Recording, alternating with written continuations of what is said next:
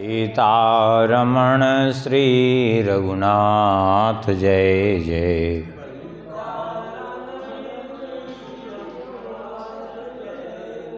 श्री राम जय जय रघुवीर जय जय।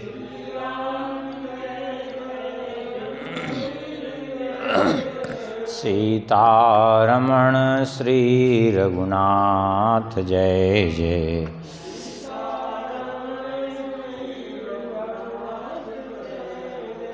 गोविंद जय जय गोपाल जय जय।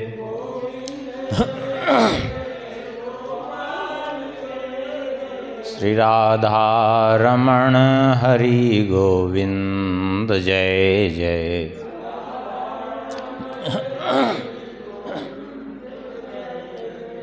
गोविंद जय जय गोपाल जय जय।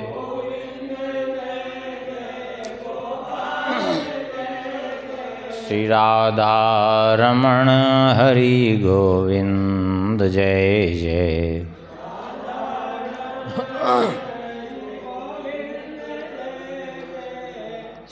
श्री वृंदावन बिहारी लाल की, श्री राधा श्याम सुंदर भगवान की, श्री अयोध्या धाम की, श्री सरयू मैया की, श्री कनक भुवन बिहारी बिहारणी जू की, श्री सिद्ध सदन बिहारी बिहारणी जू की, श्री हृदय बिहारी बिहारणी जू की, श्री राधा श्याम सुंदर भगवान की, श्री सद्गुरुदेव भगवान की, सब संत भगवान की, सब भक्त भगवान की जय जय। श्री सीताराम जय जय। श्री राधे श्याम। नमः पार्वती पतये हर हर महादेव। हरिशरणम। परम मंगलमय परात्पर अखिलेश्वर, अकारण करुणावरुणालय भक्तवांछा कल्पतरु, भगवान की महती कृपा करुणा से श्री गर्ग संहिता जी के माध्यम से भगवान के दिव्य पवित्र चरित्रों का कथन श्रवण करने का सुअवसर प्राप्त हो रहा है। कल तक के प्रसंग में श्रवण किए थे कि भगवान श्री कृष्ण के 16,108 विवाह संपन्न हो गए। आगे राजा बहुलाश्व जी ने भगवान से प्रश्न किया, त्रिषु लोकेषु विख्याता धन्या वै द्वारकापुरी, परिपूर्णतमः साक्षात् श्रीकृष्णो यत्र वासकृत्। राजा बहुलाश्व जी ने कहा, हे भगवान, तीनों लोकों में विख्यात द्वारिकापुरी अत्यंत धन्याति धन्य है, जहाँ स्वयं परिपूर्णतम प्रभु श्री कृष्ण निवास करते हैं। उसके संबंध में तो कहना ही क्या है। और हमने आपके ही श्रीमुख से सुना कि द्वारिकापुरी का प्रादुर्भाव भगवान के अंग से हुआ। श्री कृष्ण स्यांग संभूता पुरी द्वारावती श्रुता। द्वारिकापुरी श्री कृष्ण के अंग से प्रकट हुई है, ऐसा हमने आपके मुख से सुना। तो कृपा करके अब ये बताइए कि कस्मादिहा गता ब्रह्मन् कस्मिन् काले वद प्रभो। तो ये द्वारिकापुरी किस समय इस धराधाम पर आई, कैसे आई, क्या कारण बना, कृपा करके बताइए। तब श्री नारद जी कहते हैं, हे राजन, अब सुनो ध्यान दे करके। साधु साधु तया पृष्ठम द्वारकागम कारणम यच्छ्रुत्वा शुद्धतां याति लोकघात्यपि पातकी। कहते हैं हे राजन, अब ध्यान दे करके आप सुनिए, द्वारिका का आगमन कैसे हुआ इस धराधाम पर, जिसको श्रवण करने से पापी भी शुद्ध हो जाता है। शर्यातिर्नाम राजा भूत चक्रवर्ती मनोसुतः राज्यं चकार धर्मेण वर्षाणामयुतं भुवि।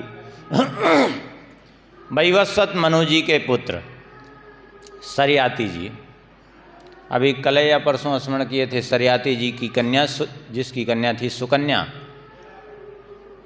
हाँ, तो वहाँ स्मरण भी किए थे, उनके 3 पुत्र हुए शर्याति जी के। तो वही चरित्र यहाँ सुना रहे हैं कि वही राजा शर्याति जो मनु जी के पुत्र थे, चक्रवर्ती सम्राट थे, उन्होंने 10,000 वर्ष तक पृथ्वी का राज किया, धर्मपूर्वक पालन किया। 3 पुत्र हुए उनके, उत्तानवर्हिरानर्तो भूरिसेण इति त्रयः। उत्तानवर्हि, आनर्त और भूरिसेण, ये 3 पुत्र उत्पन्न हुए और ये सब भी धर्मात्मा थे। राजा शर्याति ने उत्तानवर्हि को पूर्व दिशा का राज्य प्रदान कर दिया, भूरिसेण को दक्षिण दिशा का राज्य प्रदान कर दिया और आनर्त को पश्चिम दिशा का राज्य प्रदान किया। और राज्य प्रदान करके कहा कि मैं ममेयम हि मही कृत्स्ना मया धर्मेण पालिता बलार्जिता बलिष्ठेन यूयम ताम पालयिष्यथ। शर्याति जी ने कहा कि मैंने अपने बल से इस पृथ्वी का पालन किया है धर्मपूर्वक, मैंने अपने बल से इस पृथ्वी को प्राप्त किया है, इसलिए तुम लोग भी जो है अब इसका धर्मपूर्वक पालन करो। इतना सुनकर के जो इनके मंझले पुत्र थे बीच वाले आनर्त जी, उनको ये बात अच्छी नहीं लगी। क्यों? क्योंकि शर्याति जी की बातों में प्रत्यक्ष अभिमान झलक रहा था, क्योंकि बार बार ये बात कह रहे थे कि मैंने अपने बल प्रताप से इसको जो है अर्जित किया है और अपने बल प्रताप से इसका 10,000 वर्ष तक पालन किया। इतना सुन करके जो है इनके जो मंझले पुत्र थे वो हंस पड़े। पितुर्वचः समाकर्ण आनर्तो मध्यमा सुता ज्ञानी ज्ञानमयम वाक्यम उवाच प्रहसन्निव। बड़े ज्ञानवान थे, हंसते हुए उन्होंने बड़ी ज्ञान भरी बात कही। आनर्त जी ने कहा तवेयम न मही कृष्णाम न त्वया पालिता क्वचित न तद्बलार्जिता राजन बलिष्ठो भगवान विभो। आनर्त जी ने कहा पिताजी, ये पृथ्वी ना तो आपने अर्जित की है, ये पृथ्वी आपकी है भी नहीं, ना तो कभी आपने इसका पालन ही किया है, क्योंकि पृथ्वी का निर्माण करने वाले, पृथ्वी का संचालन करने वाले भगवान हैं और सारी पृथ्वी का पालन पोषण करने वाले भी भगवान मात्र हैं।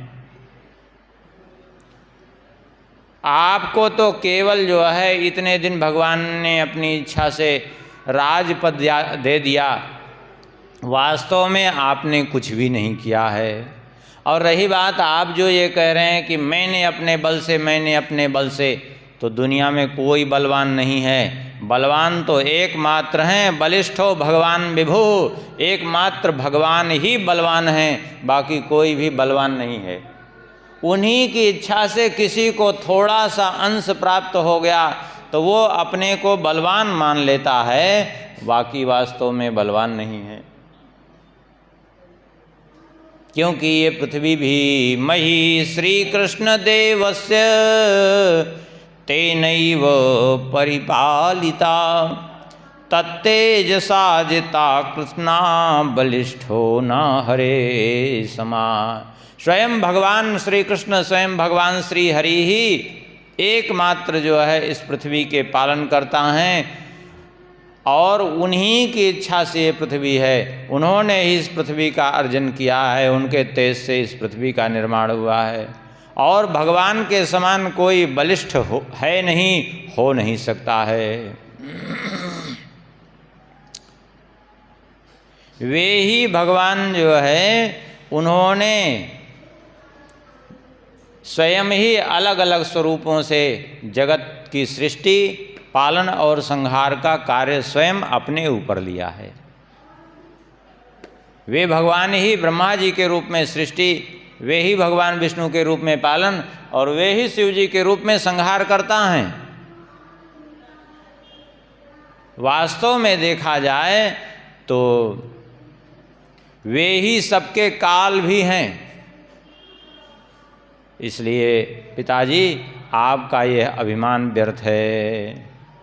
इतना ही नहीं, योऽन्तः प्रविश्य भूतानि भूतैरप्यखिलाश्रयः स विश्वाख्योऽधियज्ञोऽसौ परिपूर्णतमा स्वयं।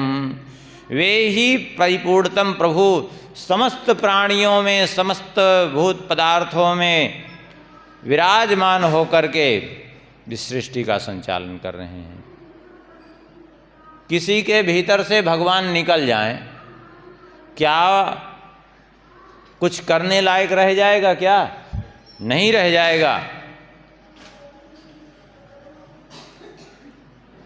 और आप अपने बल की बात करते हैं। अरे उन भगवान का बल तो ऐसा है कि यद्भयाति वातोऽयं सूर्यस्तपति यद्भयात् यद्भयाद् वर्षते देवो मृत्युश्चरति यद्भयात्। उन्हीं के भय से वायु बहती है, उन्हीं के भय से सूर्य तपते हैं, उन्हीं के भय से देवराज इंद्र वर्षा करते हैं और मृत्यु भी उन्हीं के भय से सारा कार्य करती है, समय समय पर सबको ग्रस लेती है। वे ही परिपूर्णतम प्रभु श्री कृष्ण, वे ही श्रीहरि, वे ही परमेश्वर हैं। इसलिए हम आपसे यही प्रार्थना करेंगे कि भज सर्वात्मना राजन अहंकार विवर्जिता। अपने इस अभिमान का परित्याग कर दीजिए, अहंकार का परित्याग कर दीजिए और उन्हीं का भजन करिए। अब तो सरयाती ने तो बहुत बढ़िया ज्ञान भरी बातें कही थी, लेकिन अरे आनर्त जी ने, लेकिन आनर्त जी की बात सुन करके सरयाती जी कुपित हो गए और कहने लगे, दूरम गच्छ असद बुद्धे गुरुवद्भास से कथम यावत् भूतम तुम्हें राज्यम तावत् त्वं मामहीम वस। सरयाती जी ने कहा, अरे खोटी बुद्धि वाले, दुष्ट बुद्धि बालक, मेरे नेत्रों से दूर हट जा। मेरा ही पुत्र होकर के मुझे ही गुरु की भांति शिक्षा देने चला आया।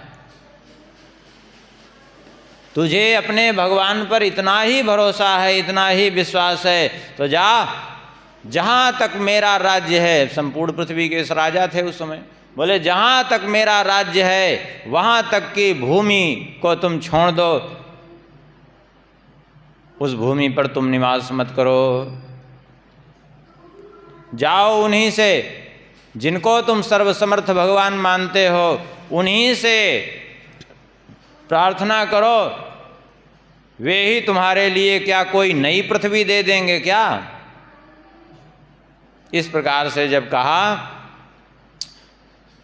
आनर्त जी ने भी सहन नहीं किया। क्यों? क्योंकि अभिमान पूर्ण इनका जो वाक्य था, तुरंत आनर्त जी वहाँ से चल पड़े।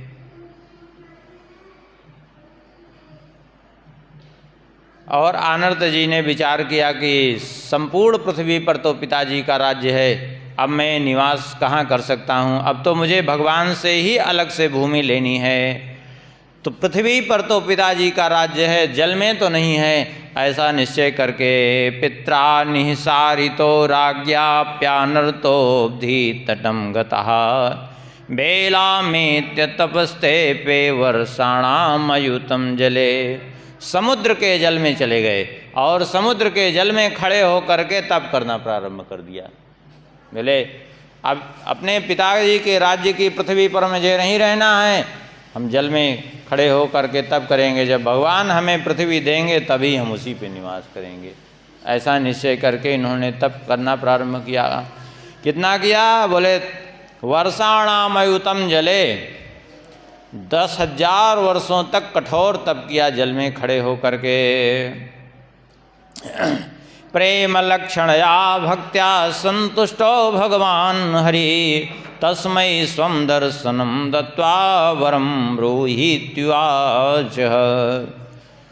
10,000 वर्ष जब तप किया तो भगवान प्रसन्न हो गए इनके भक्ति भाव से, प्रेम लक्षणा भक्ति से, और भगवान ने प्रकट होकर के दर्शन दिया और कहा हम तुम पर प्रसन्न हैं, जो इच्छा हो वरदान मांग लो। भगवान के चरणों में प्रणाम किया और प्रणाम करके प्रेम विह्वल होकर के आनर्त जी ने कहा नमस्ते वासुदेवाय नमः संकर्षणाय चा उत्प्रद्युम्नाय निरुद्धाय सात्वतां पतये नमः। हे भगवान वासुदेव, हे संकर्षण, हे प्रद्युम्न निरुद्ध, हे प्रभु, हम आपके चरणों में बारंबार प्रणाम करते हैं। पित्रा निष्कासितो देव त्वामहं शरणं गता, देहि मह्यम भूमि मन्याम यत्र वासो हि मे भवेत्। हे प्रभु, आप तो जानते हैं कि मेरे पिता ने मुझे निष्कासित कर दिया है अपने राज्य से, अब आप मुझे रहने के लिए कुछ भूमि प्रदान कीजिए जहाँ मैं निवास कर सकूँ। ध्रुव जी ने आप ही के कृपा प्रसाद से सर्वोत्तम लोक को प्राप्त किया था, आप तो अपने प्रणतजनों के क्लेश का हरण करने वाले हैं, इसलिए अब हम भी आपके ही शरण में आए हैं। इस प्रकार से जब प्रार्थना की तो भगवान ने कहा अन्या न मे दिनी लोके किम कर्तव्यम मया नृप, स्ववचस्तदृतं कर्तुम तद्भक्त्या परितोषिता। भगवान ने कहा इस लोक में दूसरी पृथ्वी तो नहीं है, लेकिन चिंता मत करो, मैं तुम्हारी भक्ति से संतुष्ट हूँ, इसलिए तुम्हारे लिए हम पृथ्वी तो नहीं, हम दूसरा भूखंड ले आते हैं वैकुंठ से। तस्माद् वै स्वस्य लोकस्य वैकुंठस्य परम तप, भूखंडम योजन शतम ददामि विमलम शुभम। मैं तुम्हें अपने दिव्य लोक वैकुंठ से भूमि का टुकड़ा ला करके दूंगा। ऐसा कह करके भगवान ने अपने वैकुंठ लोक से 100 योजन का खंड निकाल करके भगवान ले आए और ला करके भगवान ने इनको प्रदान किया। लेकिन अब एक समस्या हो गई कि आखिर ये टिके तो कैसे टिके। तब भगवान ने अपने सुदर्शन जी के ऊपर उसको स्थापित कर दिया।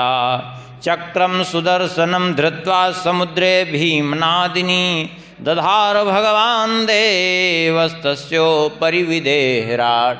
भगवान ने अपने चक्र सुदर्शन को नीचे रख करके उसी के ऊपर वो वैकुंठ का भूखंड जो है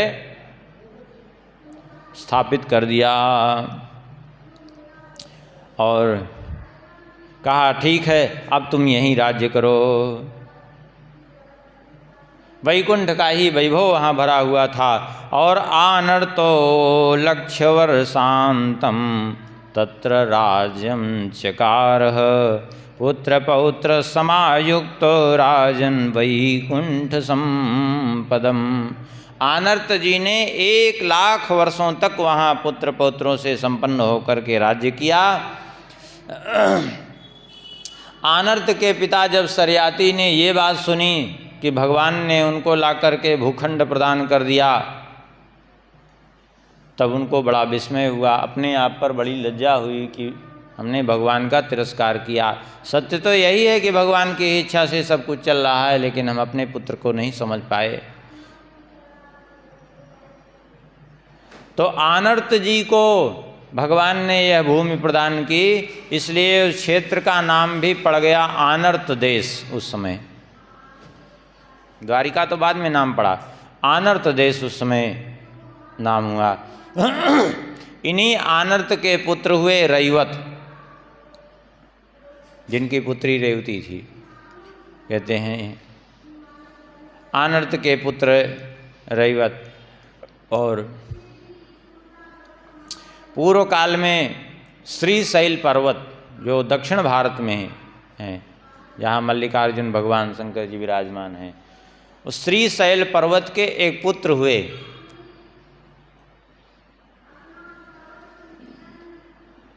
उनको ले जाकर के आनर्त जी ने ही यहाँ स्थापित, अरे रैवत जी ने ही स्थापित किया था। इसीलिए उन्हीं के नाम से उस पर्वत का नाम पड़ा रैवतक पर्वत, जो द्वारिका में विराजमान है। रैवत जी ने स्थापना की थी, इसलिए जो है उन्हीं के नाम पर रैवतक नाम से विख्यात हुआ। राजा रैवत कुशस्थलीपुरी का निर्माण करके उसका नाम कुशस्थलीपुरी रखा और वहाँ बहुत समय तक राज करते रहे। अपनी पुत्री रेवती को लेकर के ब्रह्मलोक चले गए और फिर वहाँ जा कर के कुछ समय इनको लग गया और जब तक लौट करके आए तब तक 27 चतुर्युगी बीत गई थी। यद्यपि यहाँ तो प्रसंग नहीं वर्णन है, कुछ पीढ़ियों तक राज्य चलने के बाद वो द्वारिका जो उनका कुशस्थली क्षेत्र था वो पृथ्वी से तो अलग था ही, वो समुद्र में ही समाहित रहा, वहाँ कोई नहीं रहता था। बाद में विश्वकर्मा जी ने पुनः उसको ऊपर उठा करके वहाँ द्वारिकापुरी बसा दी थी और भगवान के जाने के बाद वो फिर से समुद्र में ही डूब गया पूरा क्षेत्र।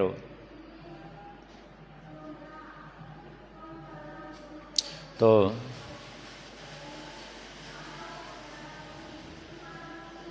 कहते हैं इस द्वारिकापुरी को देवताओं ने जो है मोक्ष का द्वार कह करके इसकी तुलना करी, कहा ये मोक्ष का द्वार है वास्तव में।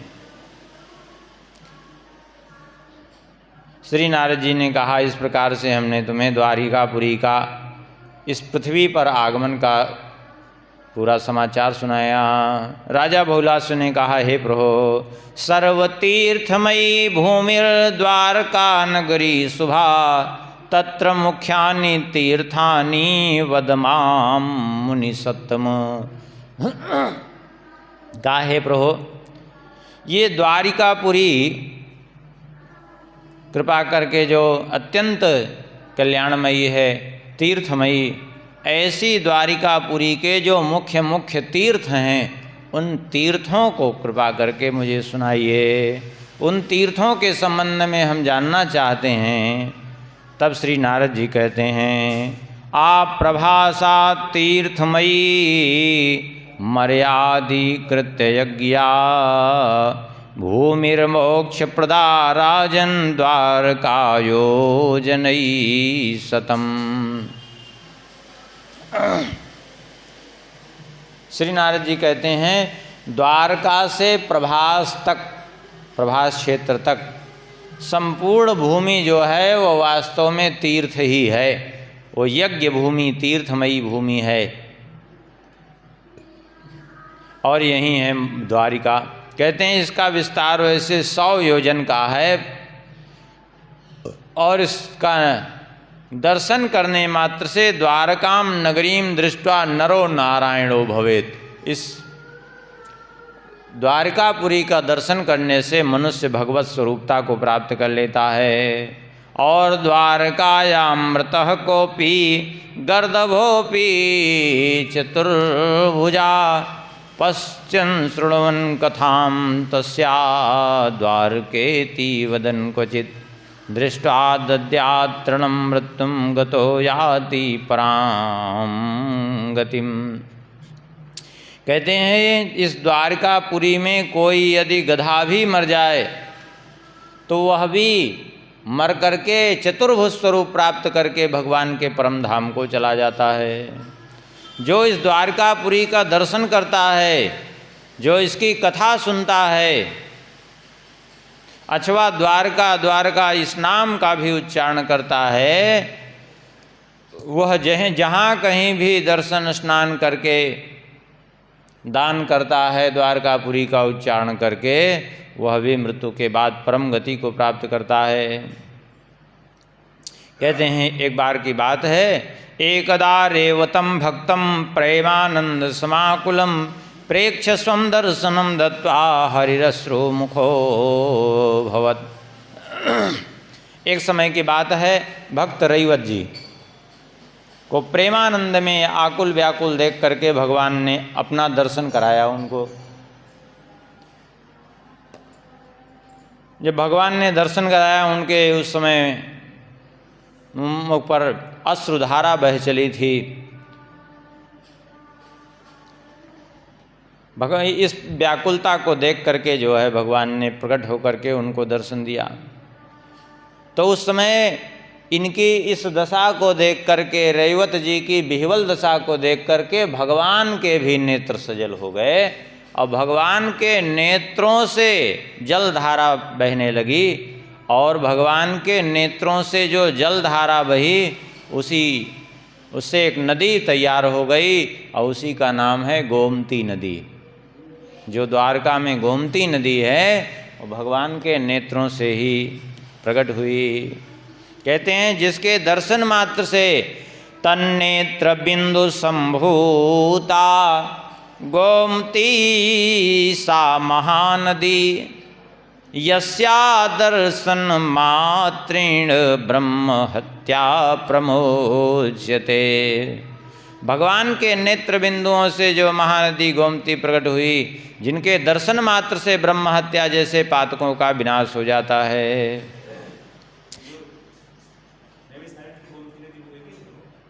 अब होना तो चाहिए एक ही संभवता, क्योंकि गोमती नदी तो ये भी है,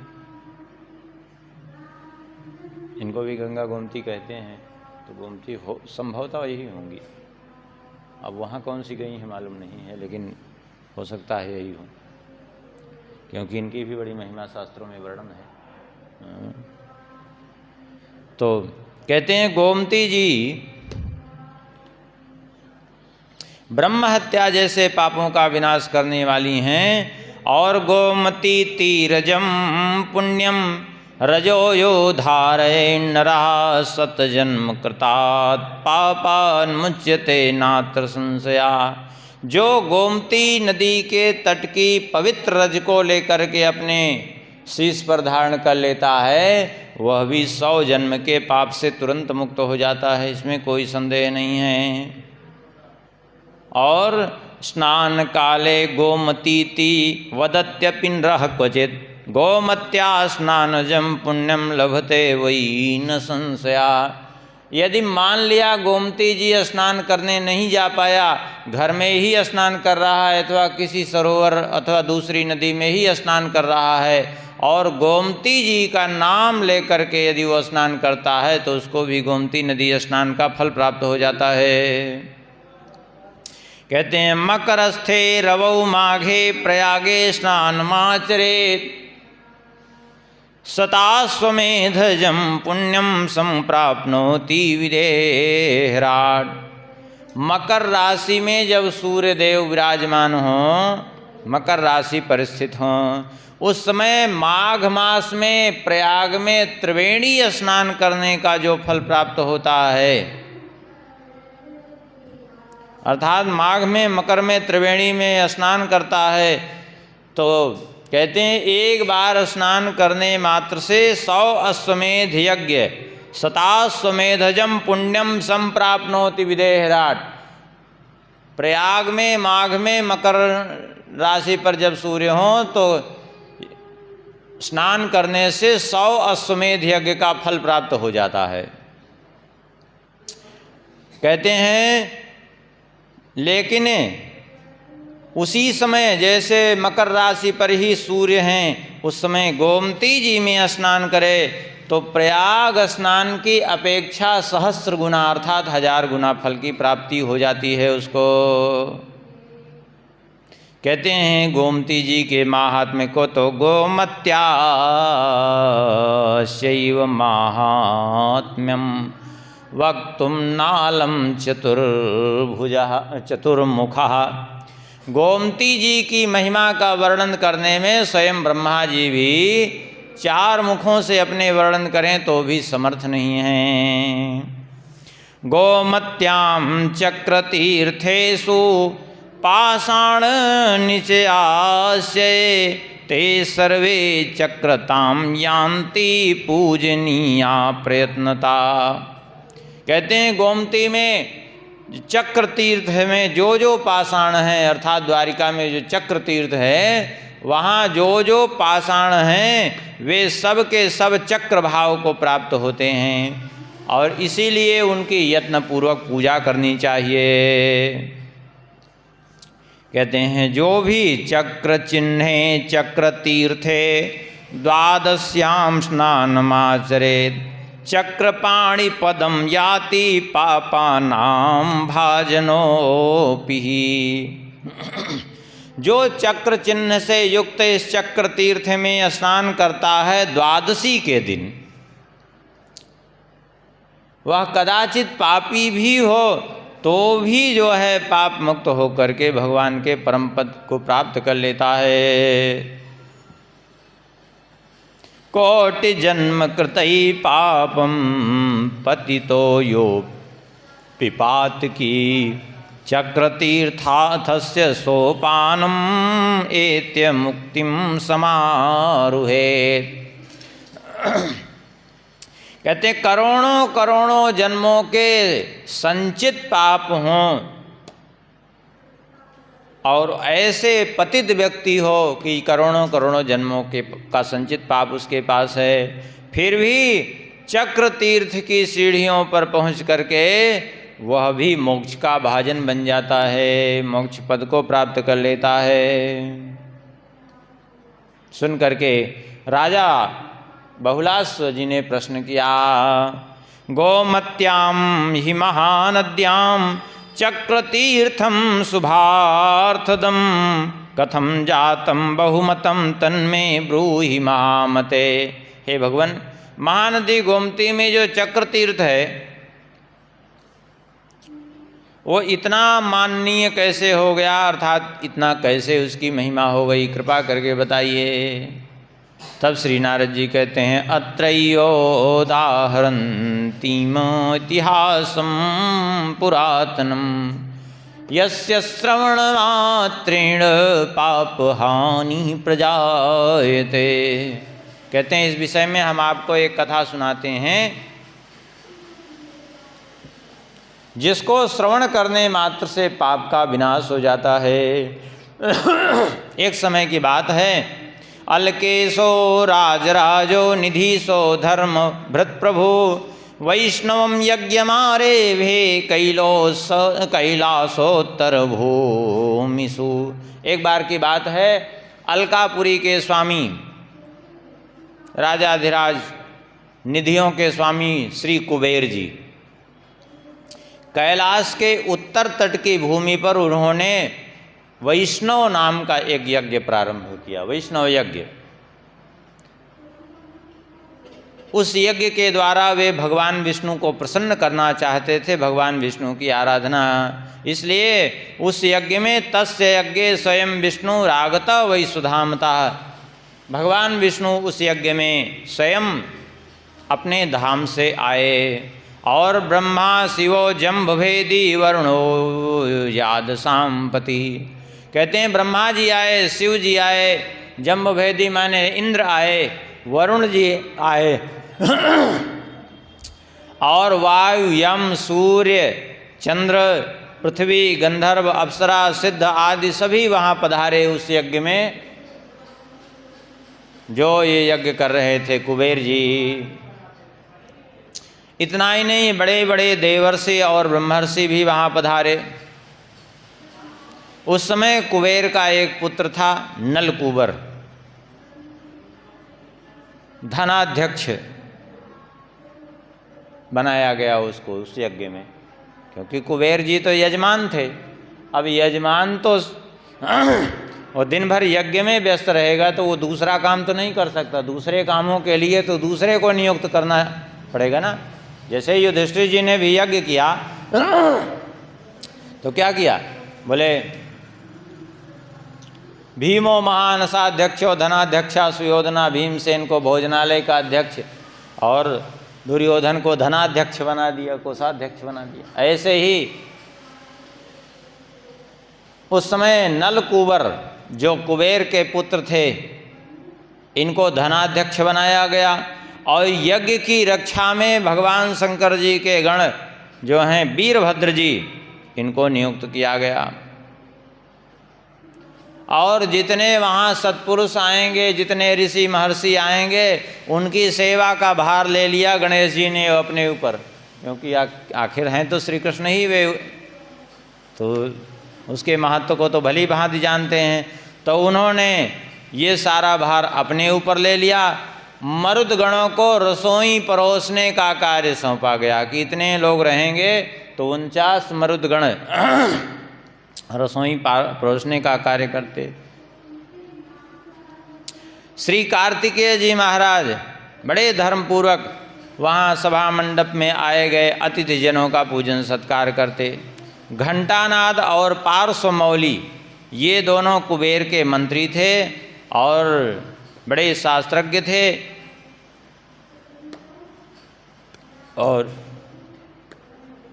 इनको दान का भार सौंपा गया, इनको दानाध्यक्ष बनाया गया।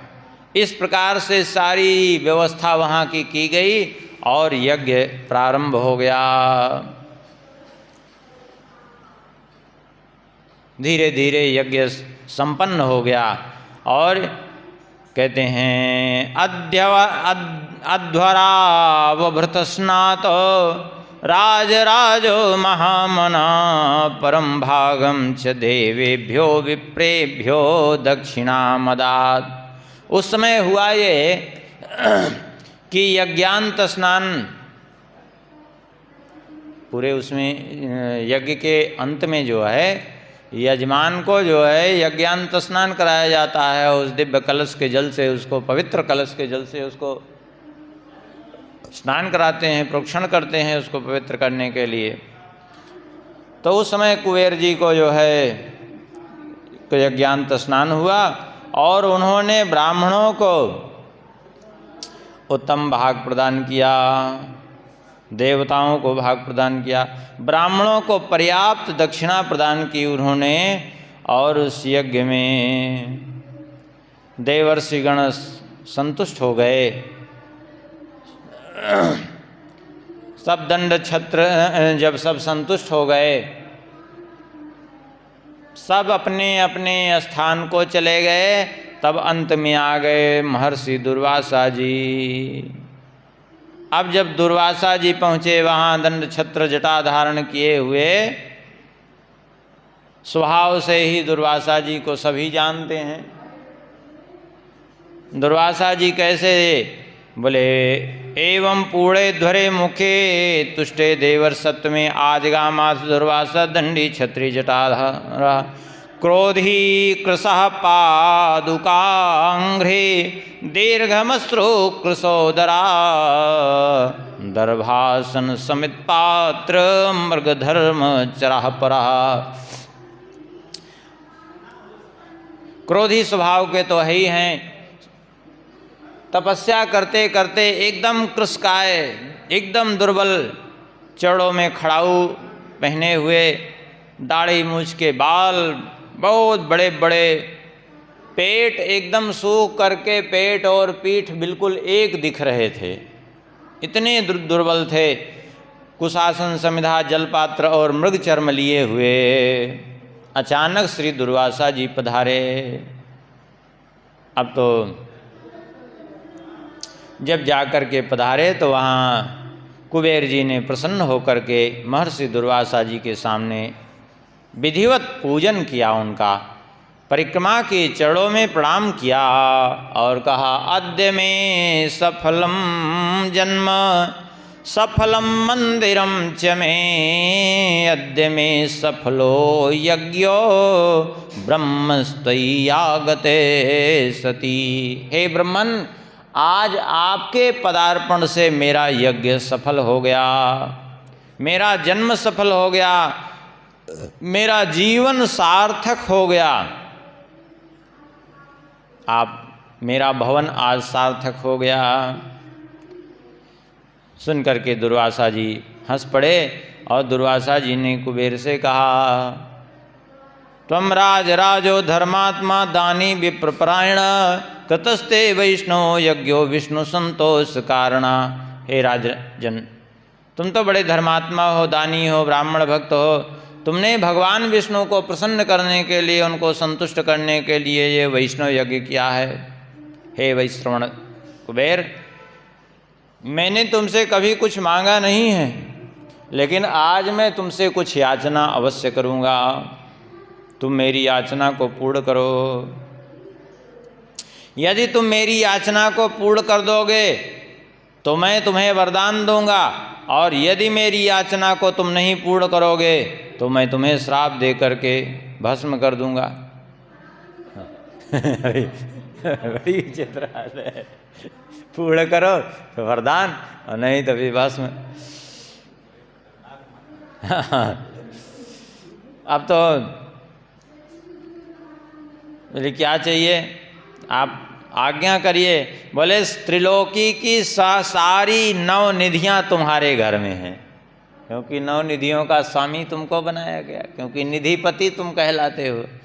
तो संपूर्ण 9 निधियाँ तुम्हारे घर में हैं। तुम एक काम करो, वो संपूर्ण 9 निधियाँ तुम मुझे प्रदान कर दो, यही मैं चाहता हूँ। आप लोग इतना सुनकर के कुबेर जी ने कहा, ठीक है, जैसी आपकी आज्ञा, आप मेरे द्वारा दिया हुआ प्रतिग्रह स्वीकार कर लीजिए और मुझे धन्य कर दीजिए।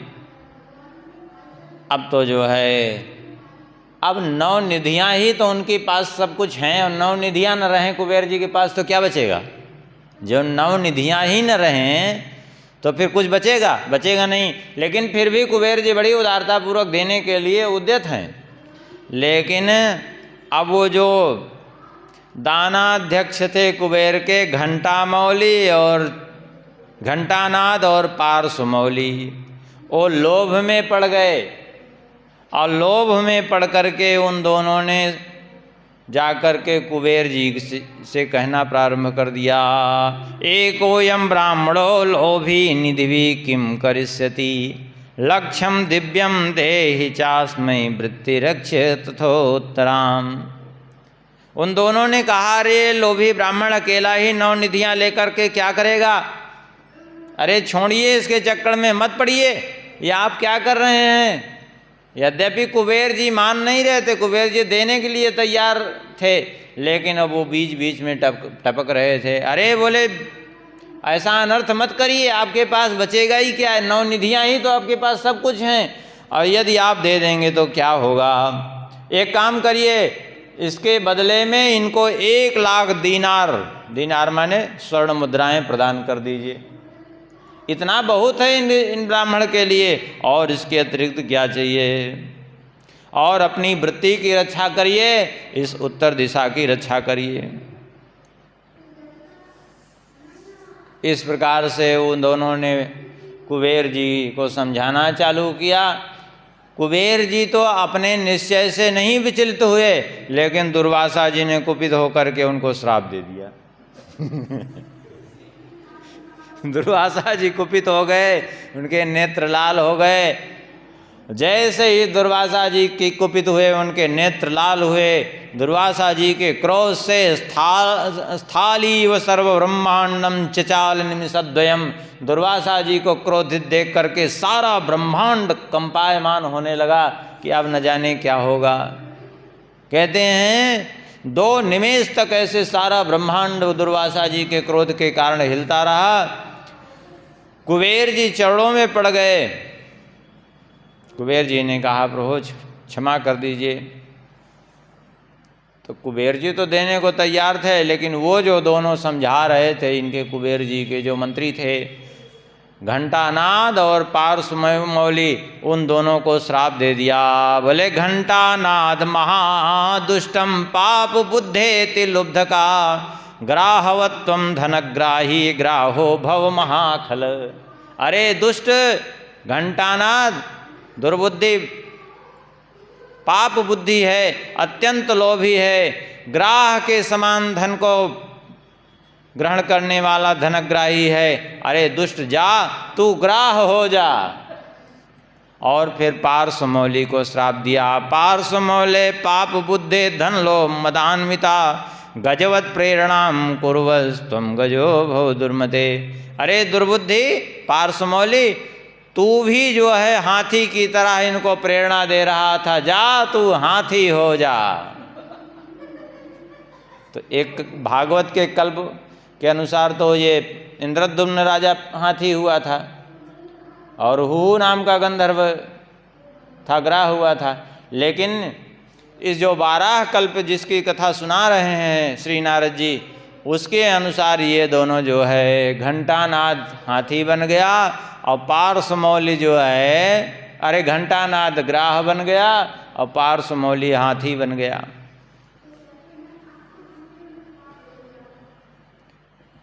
उन दोनों को श्राप दे करके दुर्वासा जी ने पुनः कुबेर जी से कहा, ठीक है हम तुम पर प्रसन्न हैं।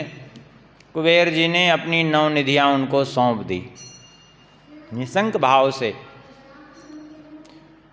जब सौंप दी तो प्रसन्न हो गए दुर्वासा जी, और दुर्वासा जी ने प्रसन्न होकर के कहा, ठीक है हम तुम पर प्रसन्न हैं और तुम्हें वरदान देते हैं कि तुमने जो हमें 9 निधियां प्रदान की हैं, ये 2 गुने होकर के तुम्हें पुनः प्राप्त हो जाएं। जितनी है इसके ठीक 2 गुने होने के रूप में ये तुम्हें पुनः प्राप्त हो जाएं। और फिर श्री दुर्वासा जी वहाँ से निधियों को साथ में लेकर के चले गए। अब देखिए, निधियां दे दी दुर्वासा जी ने, निधियों को लेके गए, लेकिन फिर से वो निधियां 2 गुना होकर के प्राप्त हो गई उनको। अब देने का ये लाभ हुआ, और ना देते तो श्राप के भागी बन जाते, और दिया तो 2 गुना होकर के मिल गया। दान किया हुआ कभी भी व्यर्थ नहीं जाता, वो वापस आएगा ही आएगा, और ज़्यादा ही होके आएगा। जैसे खेत में पड़ा हुआ बीज हमेशा बढ़ कर के आएगा, कई गुना में आएगा, ऐसे दिया हुआ दान भी बढ़ कर के आता है। अब तो वे दोनों कुबेर के जो मंत्री थे, कुबेर मंत्रिणो दीनो विप्रशाप विमोहितौ, तत्र साक्षात् स्वयं विष्णु प्राहतौ चरणम शरणम गतौ।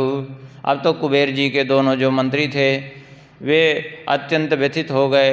अब उनको कुछ नहीं सूझ रहा था। तब भगवान विष्णु यज्ञ में पधारे थे, जाकर के उन्हीं की चरण पड़े, हे प्रभु हमें बचाइए, अब कृपा करके क्षमा करिए, हमें दुर्वासा जी के शाप से हमें बचाइए, नहीं तो अब हम कुछ ही समय में हाथी होने वाले हैं और ग्राह होने वाला है। अब तो कृपा करिए। भगवान ने कहा, मदर्चा संयुते यज्ञे भवन्तौ दुख संयुतौ, ब्राह्मणानां वचो हम वै दूरी कर तुम न च क्षमा। भगवान ने कहा, देखो तुमने मेरी अर्चना में खूब श्रम किया है यहाँ यज्ञ में, और खूब तुम्हें कष्ट उठाना पड़ा। देखो ब्राह्मणों की कही हुई बात, उनके श्राप वरदान को हम टाल तो नहीं सकते, ना तो उसको अन्यथा करने की मुझ में सामर्थ्य है। लेकिन तुम लोग हाथी और ग्राह बनोगे तो जरूर, लेकिन जाओ, जब तुम हाथी और ग्राह के रूप में रहोगे और तुम दोनों का आपस में युद्ध होगा, उस समय मैं तुम्हें जो है छुड़ा करके और तुमको मुक्त कर दूंगा। उस समय जो है तुमको उस योनि से मैं छुड़ा सकता हूँ, अभी नहीं। अब तो इतना भगवान विष्णु ने जब कहा, उनको आश्वस्त किया, और फिर हुआ भी वही। कहते हैं क्या हुआ? बोले, घंटा नादो भवद्ग्राहो गोमत्याम च सतम समा, विकरालो महाभीमा सस्वद्रौद्र वपुर्धरा।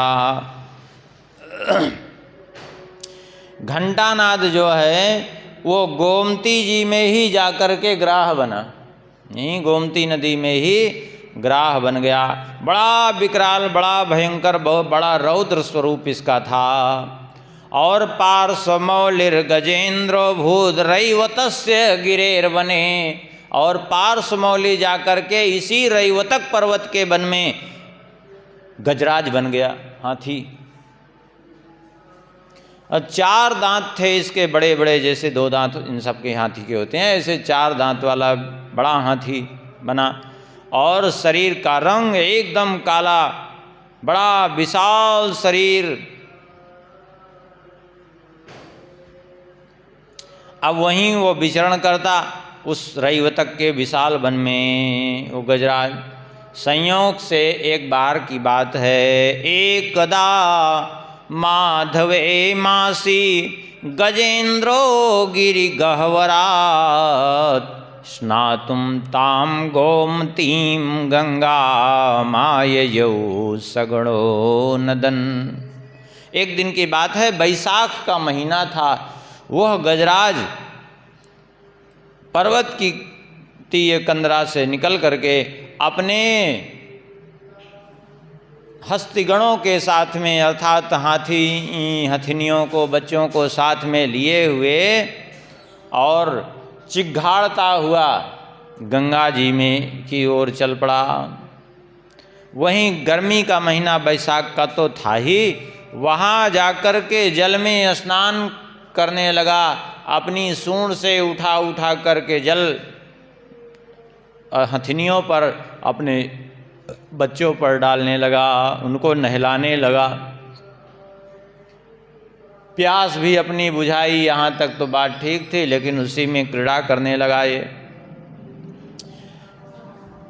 अपनी सूंड घुमा घुमा करके जल उठाता और उनके ऊपर छोड़ता, और ऐसा मानो मथ दिया पूरा अपने बल से नदी को।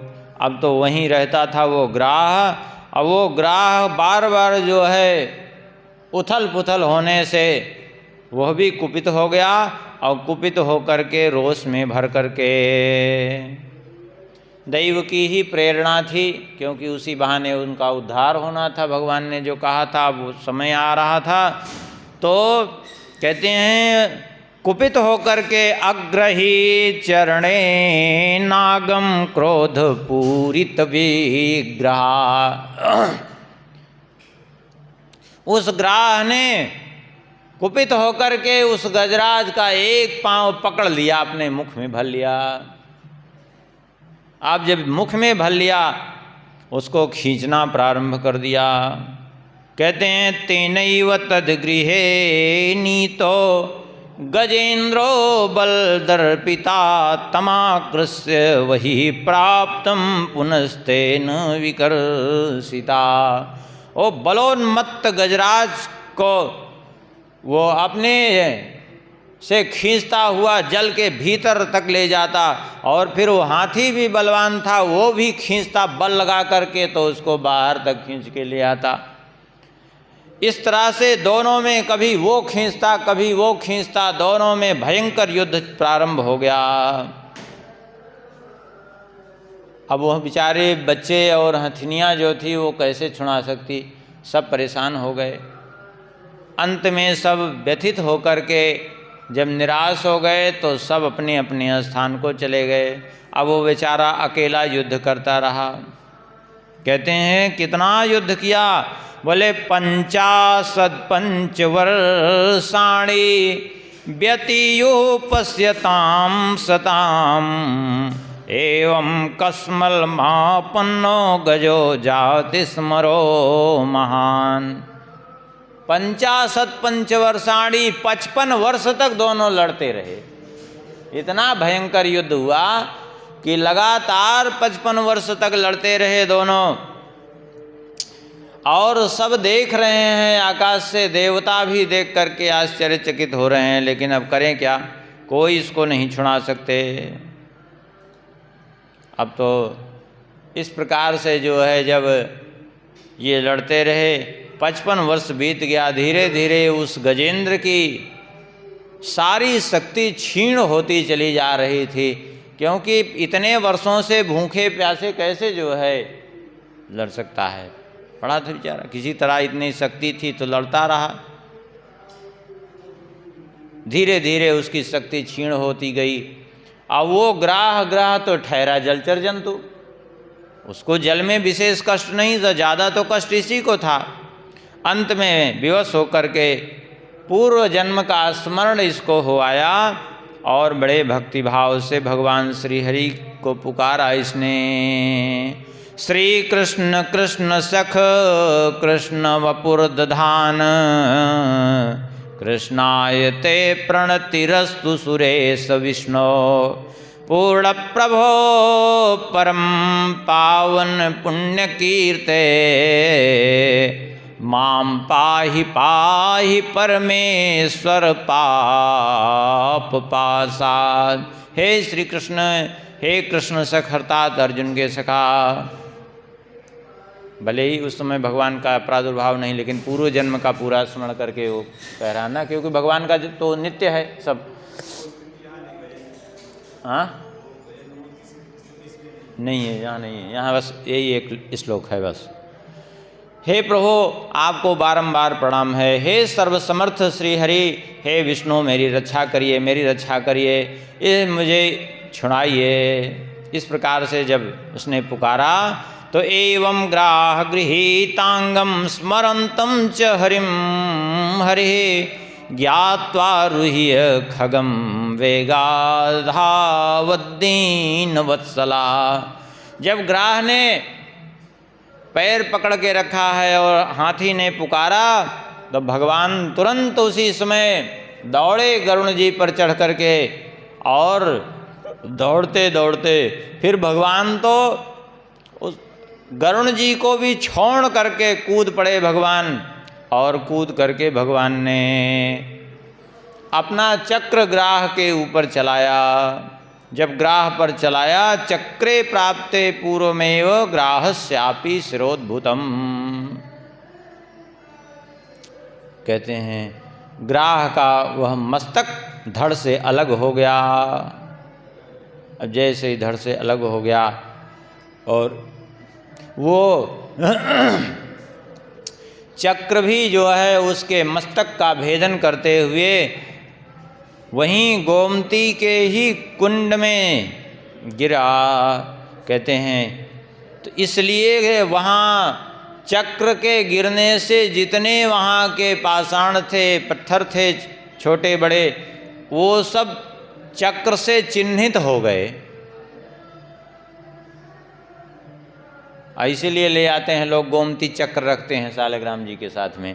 कहते हैं वहाँ सभी जो है पाषाण खंड वो चक्र का स्पर्श होने से चक्र से चिन्हित हो गए, और वहाँ जो तन्नेमि संघर्ष भवम चक्र तीर्थम स्वभावहम, तच्चक्र दर्शनाद राजन ब्रह्म हत्या प्रमुच्यते। कहते हैं वहाँ जो है चक्र जी की नेमी की रगड़ से तीर्थ बन गया, उसी को कहते हैं चक्र तीर्थ प्रकट हो गया, जिसके दर्शन मात्र से ब्रह्म हत्या तक छूट जाती है। कहते हैं इधर मस्तक कटने से ग्राह छिन्न शिरा भूत्वा पूर्व रूपम दधारः, श्री कृष्णानुग्रहादहस्ति दिव्य रूपो बभूव। भगवान के चक्र से कट करके वो ग्राह भी अपने पूर्व रूप में आ गया, और हाथी भी भगवान के स्पर्श से तुरंत दिव्य रूप में, अवंत में भगवान के द्वारा ही तो मारा गया था। दोनों ने भगवान की परिक्रमा की और भगवान को परिक्रमा करके दोनों चले गए, अर्थात दोनों का भगवान ने उद्धार कर दिया। इस प्रकार से जो है देवताओं ने पुष्प वृष्टि की। देवेषु पुष्पम वर्षस्सु जयध्वज निदत्सु जयध्वनि नदस्सु सा, जगाम भगवान साक्षात् त्वं धामो प्रकृते परम। देवताओं ने पुष्प वृष्टि की, जय जयकार की, और फिर भगवान अपने परम धाम को चले गए। कहते हैं जो इस कथा को चक्र तीर्थ कथा में नाम यह शृणोति नरोत्तमा चक्र तीर्थ स्नान फलम संप्राप्नोति न संशया। इस चक्र तीर्थ के महात्म्य को जो श्रवण करता है वह भी चक्र तीर्थ में स्नान के फल को प्राप्त कर लेता है। और जो इस गज और ग्राह की पुण्यमयी कथा को सुनता है उसके दुस्वप्न नष्ट हो जाते हैं और उसको सुस्वप्न दिखाई पड़ते हैं और उस मनुष्य को भगवान श्री कृष्ण की कृपा से परम पद की प्राप्ति हो जाती है। इस प्रकार से ये चक्र तीर्थ की महिमा, गोमती की महिमा, इन सब का श्री नारद जी ने वर्णन किया। आगे श्री नारद जी कहते हैं शंखोद्धारे तीर्थ मुखे स्वर्णदानम ददातिया सगच्छेद वैष्णवम लोकम सर्वोपद्रववर्जितम। द्वारका में जो शंखोद्धार तीर्थ है, शंखोद्धार नाम का जो तीर्थ है द्वारिका में, वो समस्त तीर्थों में प्रधान तीर्थ है। जो मनुष्य उस तीर्थ में स्नान करके दान करता है और समस्त उपद्रवों से रहित भगवान के परम धाम को प्राप्त कर लेता है, अर्थात भगवान के वैकुंठ धाम को चला जाता है। कहते हैं एक बार की बात है, श्री कृष्ण भक्ता शांतात्मा त्रितो नाम महामुनि तीर्थ यात्रा प्रसंगेन प्राप्त आनर्त भूमिषु। एक बार की बात है, भगवान के परम भक्त शांत चित्त महामुनि त्रित नाम के महामुनि हैं। ये तीर्थ यात्रा विचरण करते हुए आनर्त देश पहुँचे। एक सुंदर सरोवर देख करके स्नान किया, भगवान की पूजा की और पूजा में जो सुंदर उनका शंख था जिसको वे बजाया करते थे, उस शंख को उन्हीं के पूजा शंखम चोरयामास कच्छीवांस तस्य शिष्योति लोभिता। वो बहुत बढ़िया शंख था, तो लोभ के कारण उन्हीं का एक शिष्य था कच्छीवान नाम का, उसने जो है उस शंख को ही चुरा लिया, गुरुजी की ही शंख चुरा ली। हाँ, आजकल ऐसे भी बहुत लोग जुड़ जाते हैं। जब उस समय की बात थी है तो आजकल तो ऐसे खूब लोग जुड़ जाते हैं कि मौका पाए वे गुरुजी को ही साफ कर देते हैं। हाँ, उन्हीं की जेब खाली कर देते हैं, उन्हीं का पैसा साफ कर देते हैं, ऐसे लोग हैं। अब वो उसने क्या किया, कच्छीवान ने, बोले अपने गुरुजी का शंख ही लोभ के कारण चुरा लिया। अब तो पूजा शंखम गतः वीक्ष क्रुद्धा प्राह त्रितो मुनि। अब तो पूजा का शंख चोरी हो गया। अब ये चोरी हुआ जान करके श्री त्रित मुनि बड़े कुपित हुए और कुपित होकर के उन्होंने कहा, एन नीतस्तु में शंखा सशंखो भवतु ध्रुवम तदैव शंख रूपो भूत कच्छीवांछा पीड़िता। उन्होंने श्राप दे दिया कि जिसने भी मेरा शंख चुराया हो वह भी शंख ही बन जाए। अब शंख चुराया तो शंख बने। अब जैसे ही ये श्राप दिया, अब कच्छीवान शंख वो पीड़ित हो गया और पीड़ित होकर के वो शंख रूप में परिणित होने लगा। चरणों में पड़ गया, त्राहिमाम गुरुदेव हमारी रक्षा करिए, हम ही ने चुराया था। त्रित मुनि शांत हो गए, बोले अरे दुर्बुद्धि, ये तूने क्या किया? अब चोरी तो कर दी तूने, अब उसका पाप तो तुम्हें भोगना ही पड़ेगा। मेरी बात कभी झूठी नहीं हो सकती। बोले गुरुजी इतने दिन आपकी सेवा की, कृपा करिए। अरे बोले सेवा की, हमें क्या पता तो कि चोरी भी करेगा? तुझसे शंख ही मिला था चुराने को, अब पता है हमको क्या कौन चुरा के ले गया? हम बड़े ढूंढ रहे थे, परेशान थे, अब अंत में श्राप दे दिया तो ही निकला चोर। अब क्या करें? तो अब तो हम कुछ नहीं कर सकते। बोले तब हमारा उद्धार कैसे होगा? बोले अब एक काम करो, भज श्री कृष्ण पादाब्जम सते मोक्षम करिष्यति। अब तुम भगवान श्री कृष्ण के चरण कमलों का चिंतन करते हुए तुम यहीं रहो, तुम्हें स्मरण बना रहेगा, चिंता मत करो, और वे ही तुम्हारा उद्धार करेंगे। अब तो जो है जब वे कह करके चले गए तो सरोवरे निपतिता कक्षीवान शंखरूप धृग प्रवदन कृष्ण कृष्णेति शतवर्षं स्थितो भवत्। अब वो कच्छीवान शंख रूप में हो गया था, उसी कुएं में कूद पड़ा सरोवर में, और कूद करके वो वहीं पर कृष्ण कृष्ण पुकारता हुआ 100 वर्ष तक उसने वहीं बिताया। ये द्वापर की ही घटना थी। इसी बीच भगवान का अवतार हुआ। आज भगवान का अवतार हुआ, भगवान द्वारिका में थे। जब उसका 100 वर्ष बीता तो भगवान संयोग से उस सरोवर के तट पर आए। अब वहीं पड़े पड़े पुकारता रहता। तो भगवान ने कहा चिंता मत करो, डरो मत। भगवान की ध्वनि सुन करके चिल्ला पड़ा अंदर से, ताम मेघनाद गंभीराम गिरम श्रुत्वा जलेचरा चुक्रोश पाहि पाहीति देव देव जगतपते। हे देव आदिदेव, हे जगतपते, मेरी रक्षा करिए, मेरी रक्षा करिए। भगवान ने कहा चिंता मत करो। और भगवान ने भुजेन्द्र भोग रुचा भुजेन भगवान प्रभु शंखम भक्तम गजमिव प्रोज्जहार दयापर।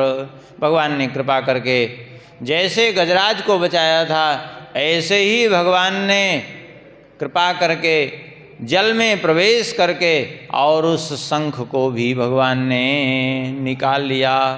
जैसे ही भगवान का स्पर्श हुआ, वो कक्षीवान जो शंख रूप में हो गया था, शंख रूप उसका छूट गया और दिव्य रूप धारण करके भगवान की स्तुति करने लगा। वासुदेव नमस्तेस्तु गोविंद पुरुषोत्तम दीनवत्सल दीनेश द्वारकेश परेश्वर। हे प्रभु, हे गोविंद, हे पुरुषोत्तम, हे दीनवत्सल दीनानाथ द्वारकानाथ, आप मेरी रक्षा करिए। तात्पर्य क्या है इन सब चरित्रों से? कभी चोरी नहीं करनी चाहिए। पिछले चरित्र से क्या शिक्षा लिए? कोई दान धर्म कर रहा हो तो उसमें विघ्न नहीं करना चाहिए, रोक टोक नहीं करनी चाहिए, नहीं तो स्वयं ही दोष का भागी बनना पड़ता है। देखो कुबेर जी को तो कुछ नहीं हुआ, वो तो दुगना पा गए, लेकिन बन गए वो हाथी उग्रा।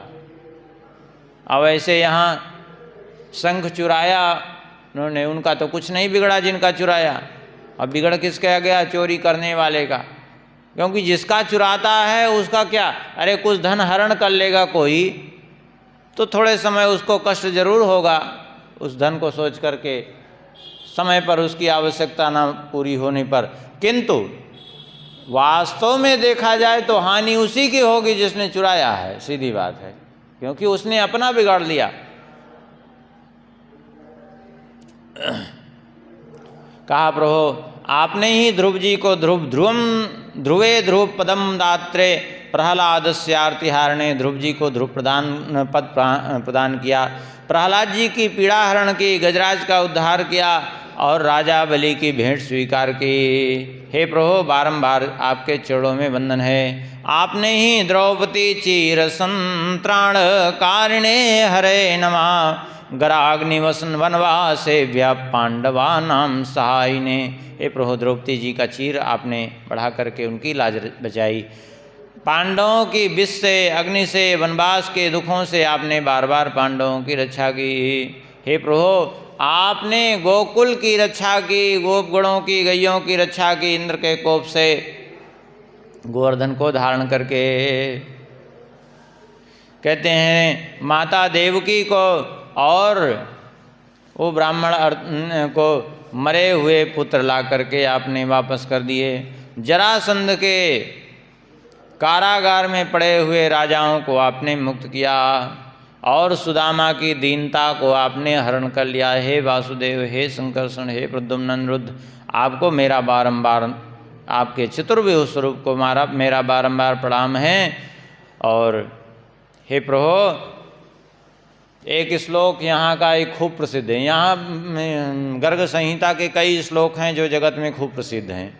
ये जो लोक में प्रसिद्ध है श्लोक है वो यही कहा है, त्वमेव माता च पिता त्वमेव, त्वमेव बन्धोश्च सखा त्वमेव, त्वमेव विद्या द्रविडं त्वमेव, त्वमेव सर्वं मम देव देव। हे प्रभु, आप ही मेरी माता हैं, आप ही मेरे पिता, आप ही मेरे बंधु, आप ही मेरे सखा, आप ही विद्या, आप ही धन और मेरे सब कुछ हैं। हे नाथ, इस प्रकार से स्तुति की, भगवान की स्तुति करके भगवान की परिक्रमा की, चरणों में प्रणाम किया। और देखते देखते विमानवरमास्थाय यादवानां च पश्यत, बिभ्राजयन् दश दिशा सतसूर्य समप्रभा, जगाम वैष्णवं लोकं सर्वोपद्रववर्जितम्। देखते देखते विमान पर बैठ करके भगवान के परम धाम वैकुंठ लोक को चला गया वो पक्षीवान, अर्थात उसका उद्धार हो गया। तो कहते हैं भगवान ने जिस सरोवर के तट पर उसका उद्धार किया था वही स्थान शंखोद्धार तीर्थ के नाम से विख्यात हुआ। कहते हैं शंखोद्धार कथा में ताम यह शृणोति नरोत्तमा, शंखोद्धार स्नान फलम लभते वै न संशया। इस शंखोद्धार तीर्थ की कथा को जो प्रेम से श्रवण करते हैं वे शंखोद्धार तीर्थ में स्नान के फल को प्राप्त कर लेते हैं, इसमें कोई संदेह नहीं। अब देखिए, एक ही दिन में, एक थोड़ी देर में कितने कितने तीर्थों में स्नान का फल मिल जा रहा है, कहीं गए बिना किसी प्रयास के। हाँ, कथा सुनने का यही लाभ है।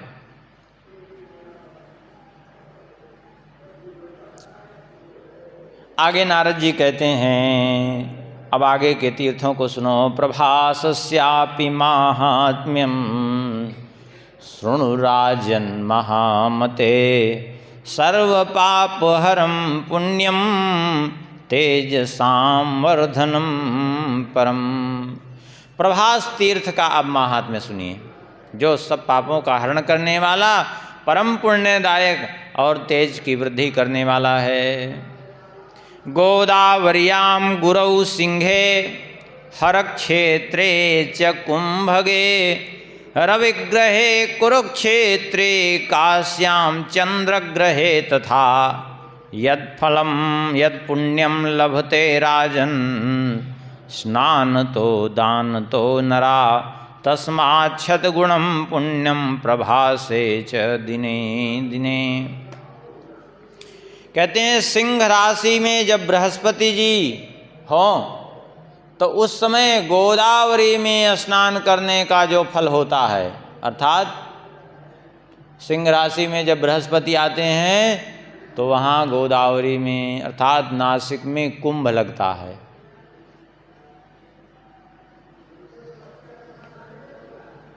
और हर क्षेत्रे च कुंभगे, और जब कुंभ राशि पर बृहस्पति आते हैं तो हरिद्वार में कुंभ लगता है।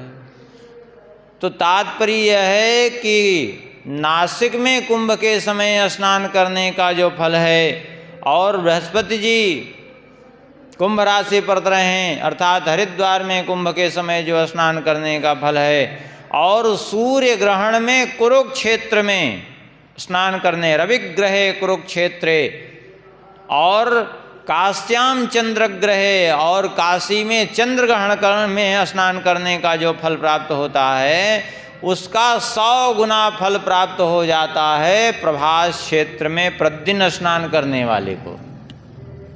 ऐसी इसकी महिमा है। ये प्रभास क्षेत्र की महिमा कैसे ऐसे हो गई? बोले यत्र स्नात्वा दक्ष सापा गृहीतो यक्ष्मणो दुरात विमुक्ता किल्विषा सद्यो भेजे भूया कलोदयम। यहीं पर दक्ष के श्राप से श्रापित जो चंद्रदेव हैं, चंद्रमा को दक्ष का श्राप लगा था क्योंकि चंद्रमा के 27 पत्नियां थी, दक्ष की पुत्रियां थी। 27 पत्नियां, जो 27 नक्षत्र हैं ना, ये चंद्रमा की पत्नियां ही हैं। लेकिन चंद्रमा का रोहिणी के प्रति विशेष आकर्षण था, बाकी सबकी वे उपेक्षा करते थे। तो वे सब दुखी थी। एक बार उनको दुखी देख करके पिताजी ने, दक्ष ने उनसे पूछा तो सारी बात उन्होंने बता दी। बस दक्ष कुपित हो गए और कुपित होकर के उन्होंने चंद्रमा को श्राप दे दिया, जाओ तुम राजयक्ष्मा से ग्रस्त हो जाओ, माने क्षय रोग, जिसको वर्तमान में टीबी कहते हैं, वो रोग तुम्हें पकड़ ले, क्षीण होते जाओ। तो क्षय रोग से, राजयक्ष्मा से ग्रस्त हो गए। तो यहीं आकर के उन्होंने तप किया था और यहीं स्नान करके वे मुक्त हुए थे, उस साप से, उस रोग से मुक्त हुए थे। कहते हैं विमुक्ता किल्विषा सद्यो भेजे भूया कलोदयम। और पुनः जो है उनकी कलाएं उदित होने लगी। इस कारण से उनकी कलाओं के उदित होने से इस क्षेत्र का नाम पड़ गया प्रभास क्षेत्र। कहते हैं यहाँ पर महापुण्यतमा राजन यत्र प्रत्यक्ष सरस्वती तस्याम स्नात्वा नरः पापी साक्षात ब्रह्ममयो भवेत्। यहाँ पर पश्चिम वाहिनी सरस्वती जी प्रवाहित हैं। देखिए जितनी नदियाँ आप देखेंगे सब जो है पूर्व की ओर बह रही हैं। अब कदाचित कोई नदी पश्चिम की ओर बहे तो उसकी महिमा विशिष्ट हो जाती है। तो यहाँ पश्चिम की ओर सरस्वती जी, नर्मदा जी भी पश्चिम की ओर बह रही हैं, नहीं तो सभी नदियाँ पूर्व की ओर बह रही हैं। तो यहाँ पश्चिम वाहिनी सरस्वती जी हैं। कहते हैं जिनमें स्नान करने मात्र से, जिन सरस्वती जी में स्नान करने से पापी ही क्यों न हो, तस्याम स्नात्वा नरः पापी साक्षात ब्रह्ममयो भवेत्, वह साक्षात ब्रह्ममय हो जाता है। कहते हैं यहीं पर तत्तीरे वर्तते राजन नाम्ना वै बोध पिप्पलम कृष्णेन यत्रोद्धवाय दत्तम भागवतम शुभम। यहीं पर बोध पिप्पल नाम का तीर्थ है, जहाँ पर भगवान श्री कृष्ण ने उद्धव जी को भागवत का उपदेश दिया था। हाँ, बोध पिप्पल नाम का तीर्थ, जहाँ भागवत धर्म का उपदेश दिया। इसी पीपल के नीचे बैठ करके भगवान ने उपदेश दिया था। बाद में इसी पीपल के आड़ में बैठे थे भगवान, तो उस बहेली ने बाण मारा था। अंतिम समय में भगवान जाते समय अपने परम धाम को यहीं बैठे थे। तो ये बोध पिप्पल नाम से प्रसिद्ध है। कहते हैं तम नत्वाभ्यर्च विधिवत् पृष्ट्वा श्री बोध पिप्पलम शृणोति यो भागवतम पुराणम ब्रह्म संहितम। जो इस बोध पिप्पल की विधिवत पूजा करके, प्रणाम करके उसका स्पर्श करता है और जो यहाँ पर श्रीमद् भागवत की कथा को सुनता है, मन को संयमित करके, पूरा न सुन सके तो थोड़ा ही सुन ले, एक श्लोक आधा श्लोक भी सुन लेता है तो वह परम पद को प्राप्त कर लेता है। इसमें कोई संदेह नहीं है। तात्पर्य यह है कि इस जगह पर भागवत श्रवण की विशेष महिमा कही गई है, क्योंकि भगवान ने भागवत का उपदेश यहीं दिया था। कहते हैं इतना ही नहीं, यहाँ की महिमा तो ऐसी है कि प्रौष्ठपद्यां पूर्णिमायां हेम सिंह समन्वितं ददाति यो भागवतं सयाति परमां गतिम। इस प्रभास क्षेत्र में कोई भाद्रपद महीने की पूर्णिमा तिथि को यदि स्वर्ण के सिंहासन पर विराजमान करके भागवत किसी को दान कर दे तो निश्चित रूप से वो परम पद का अधिकारी हो जाता है। ये बात तो पद्म पुराणोक्त महात्म्य में भी कहा है श्री सूत जी ने कि जो है स्वर्ण के सिंहासन पर बनाकर, स्वर्ण का सिंहासन कितना, बोले 3 तोले का स्वर्ण का सिंहासन बनवा करके उसी पर भागवत जी को विराजमान करके और भेंट कर दे किसी वैष्णव ब्राह्मण को तो भगवान के परम धाम को चला जाता है। कहते हैं पुराणम न श्रुतम यैस्तो श्रीमद्भागवतम क्वचित तेषां वृथा जन्मगतं नराणां भूमिवासिनां। कहते हैं जिसने इस भूमि पर जन्म लेकर के, इस पृथ्वी लोक पर जन्म लेकर के, जिसने श्रीमद् भागवतम पुराणम न श्रुतम, जिसने श्रीमद् भागवत पुराण की कथा नहीं सुनी, निश्चित रूप से तेषां वृथा जन्मगतम नराणाम भूमिवासिनाम, उसका जन्म जीवन सब कुछ व्यर्थ हो गया, किसी काम का नहीं है। जिसने जीवन में भागवत नहीं सुनी उसका जन्म व्यर्थ है। कहते हैं एयैर्न श्रुतं भागवतं पुराणं नाराधितो यै पुरुषा पुराणा हुतं मुखेनैव धरामराणां तेषां वृथा जन्मगतं नराणां। कहते हैं ये 3 कार्य जिसने नहीं किया उसका जन्म व्यर्थ है इस जगत में। कौन 3 काम?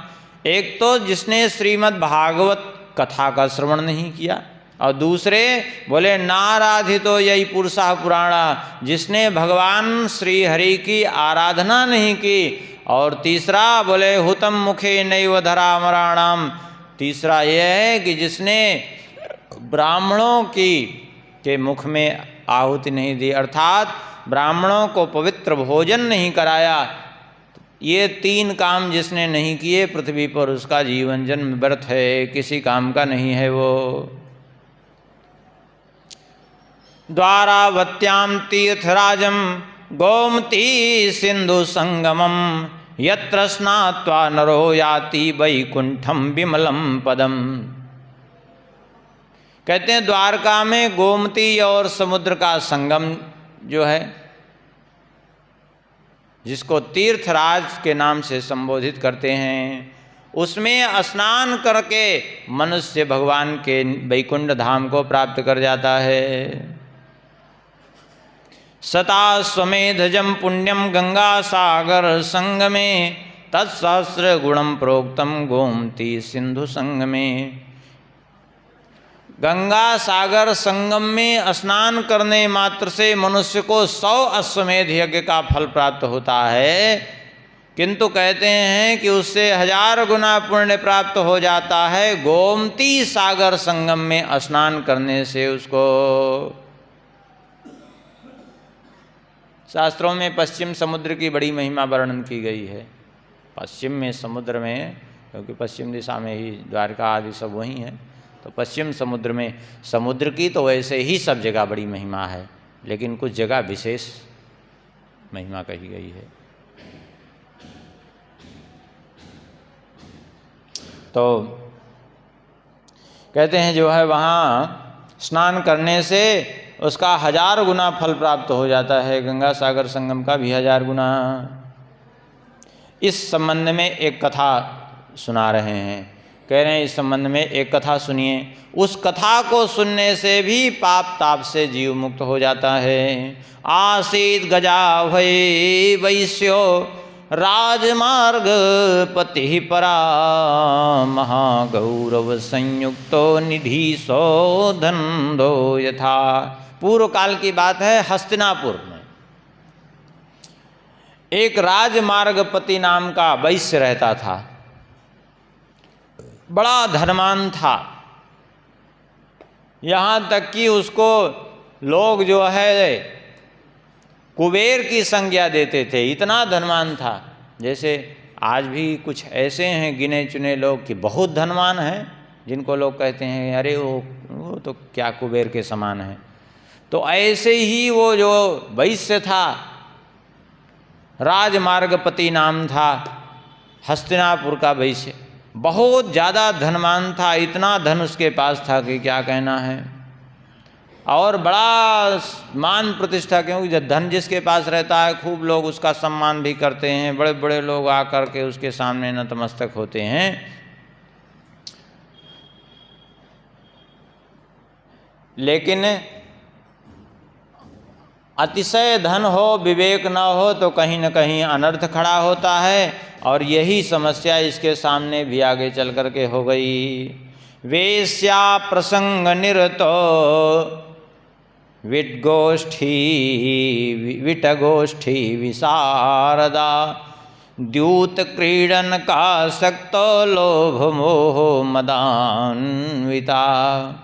कहते हैं आगे चल कर के वो वैश्य वेश्याओं के चक्कर में फंस गया, वेश्या प्रसंग में उलझ गया, और वेश्याओं के साथ वो निवास करने लगा। और इतना ज़्यादा धूर्तता उसके जीवन में आई कि धूर्तों की गोष्ठी में बड़ा चतुर समझा जाता था। अब तो धीरे धीरे जुआ खेलने की भी आसक्ति उसकी हो गई, लोभ मोह मद से उन्मत्त रहने लगा वो। और मृषावादी महादुष्टा कुकर्म निरता सदा, ब्राह्मणेभ्यो न पितृभ्यो न देवेभ्यो धनम ददौ। और इतना दुष्ट वैश्य, कहते हैं वो सदा झूठ बोलता, कुकर्म में रत रहने लगा। उसने ना तो कभी ब्राह्मणों को दान दिया, ना कभी पितरों का श्राद्ध तर्पण किया, और ना तो कभी देवताओं के निमित्त से धन का व्यय किया। आजकल भी सब लोग विमुख हो रहे हैं इन सब चीज़ों से, इन सब चीज़ों से विमुख हो रहे हैं। इसीलिए लोगों के साथ जीवन में समस्याएं ही समस्याएं। आजकल अभी जैसे अभी चल रहा था श्राद्ध पक्ष, अब इसकी भी बड़ी लोगों में उपेक्षा हो गई है। अब लोग श्राद्ध तर्पण सब लोग बंद कर दिए हैं प्रायः।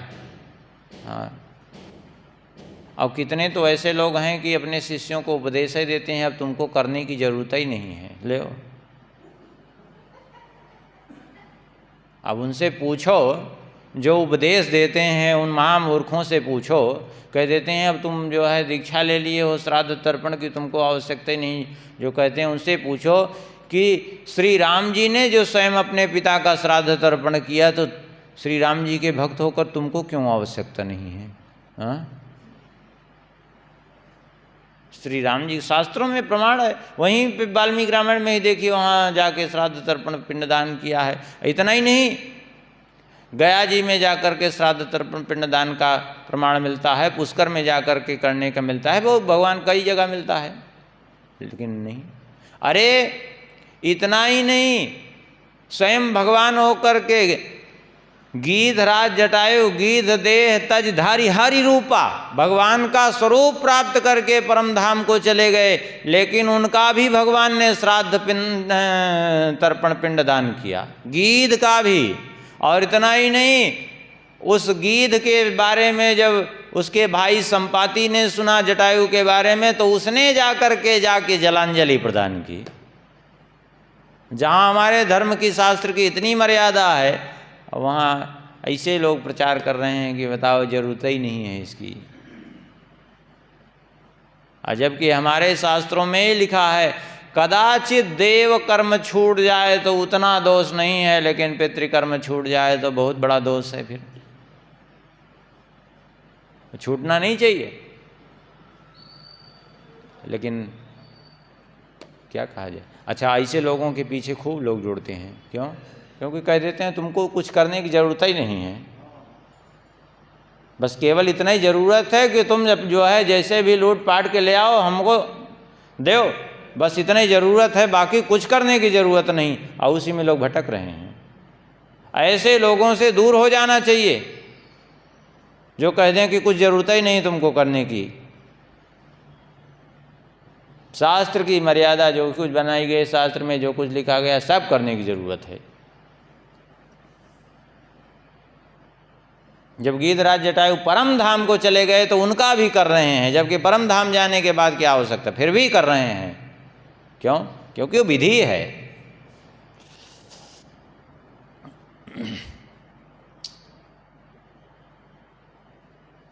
हाँ, तो यहाँ प्रसंग चल रहा था।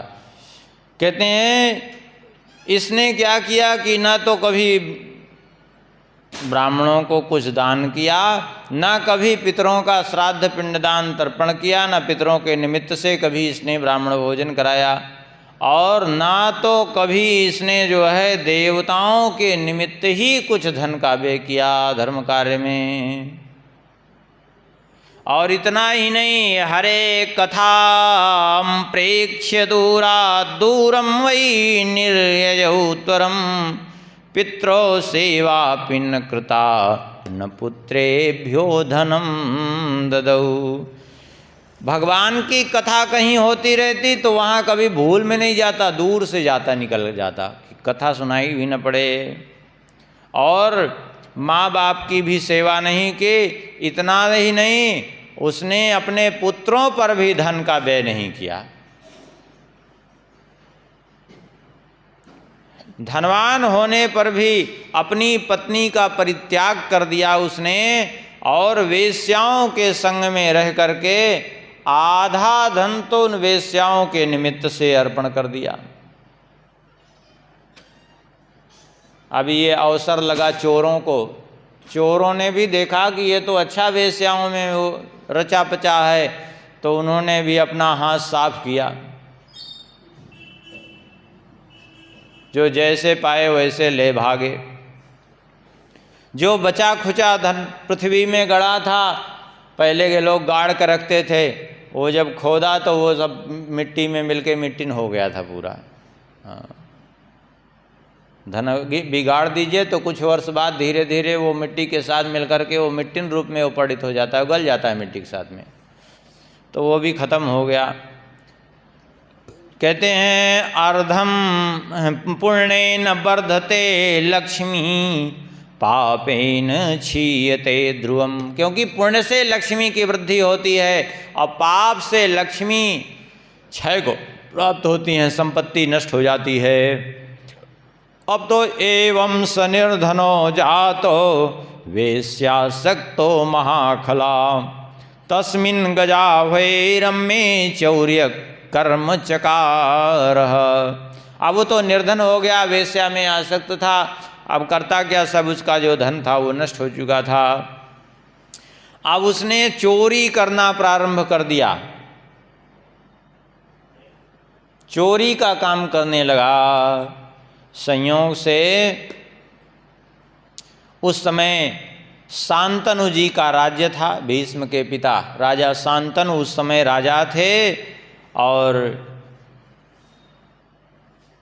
जब उसके इस कर्म का पता चला तो राजा शांतनु ने उसको रस्सियों से बांध करके पेट करके अपने राज्य से बहिष्कृत कर दिया, देश निकाला का दंड दे दिया।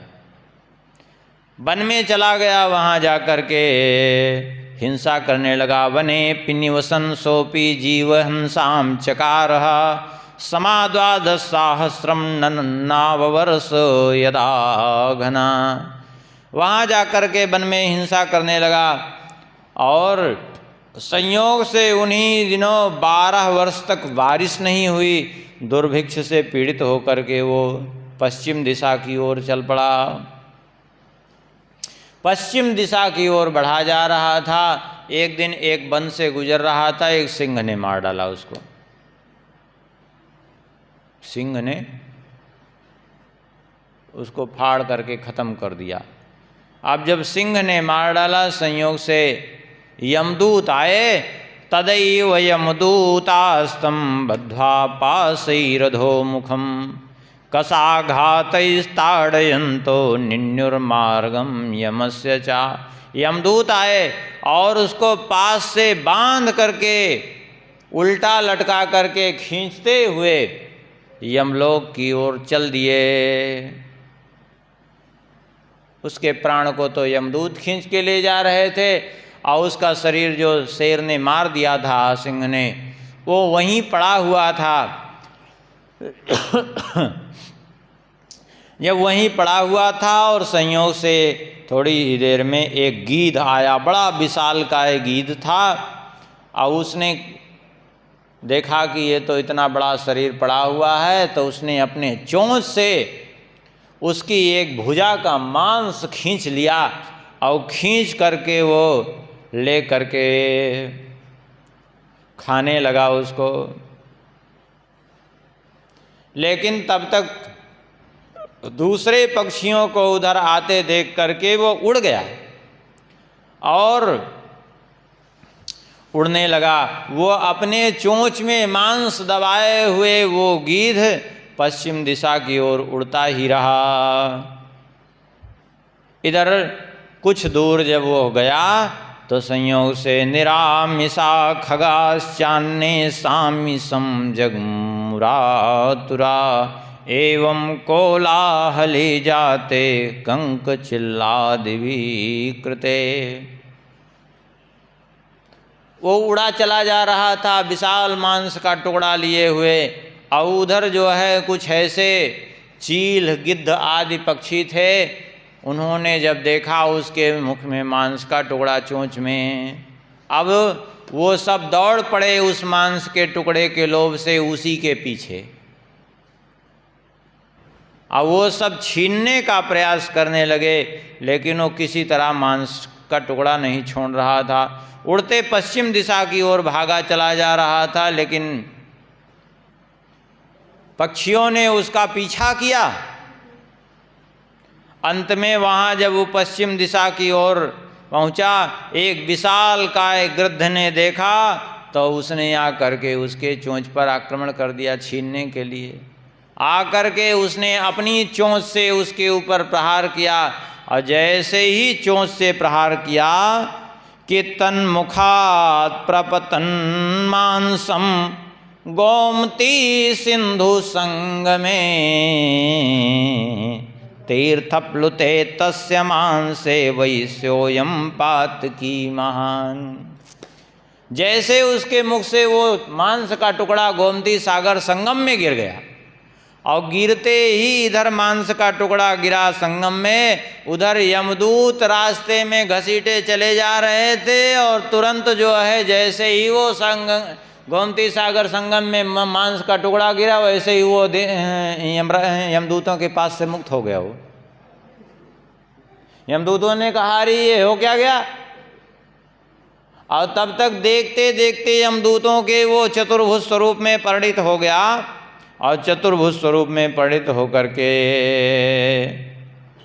वहीं एक विमान प्रकट हुआ। पश्यताम यमदूतानां विमानम् अधिरुह्य चा विराजयन् दिशा सर्वा परम धाम हरेर्ययौ।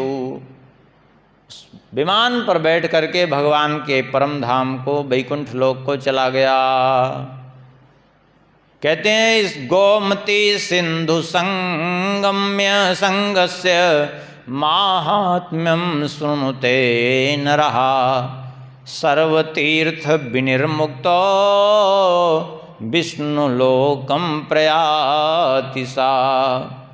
गोमती समुद्र के इस संगम के महात्म्य को जो मनुष्य सुनता है वह भी भगवान के परम धाम को चला जाता है, ऐसी इसकी महिमा है।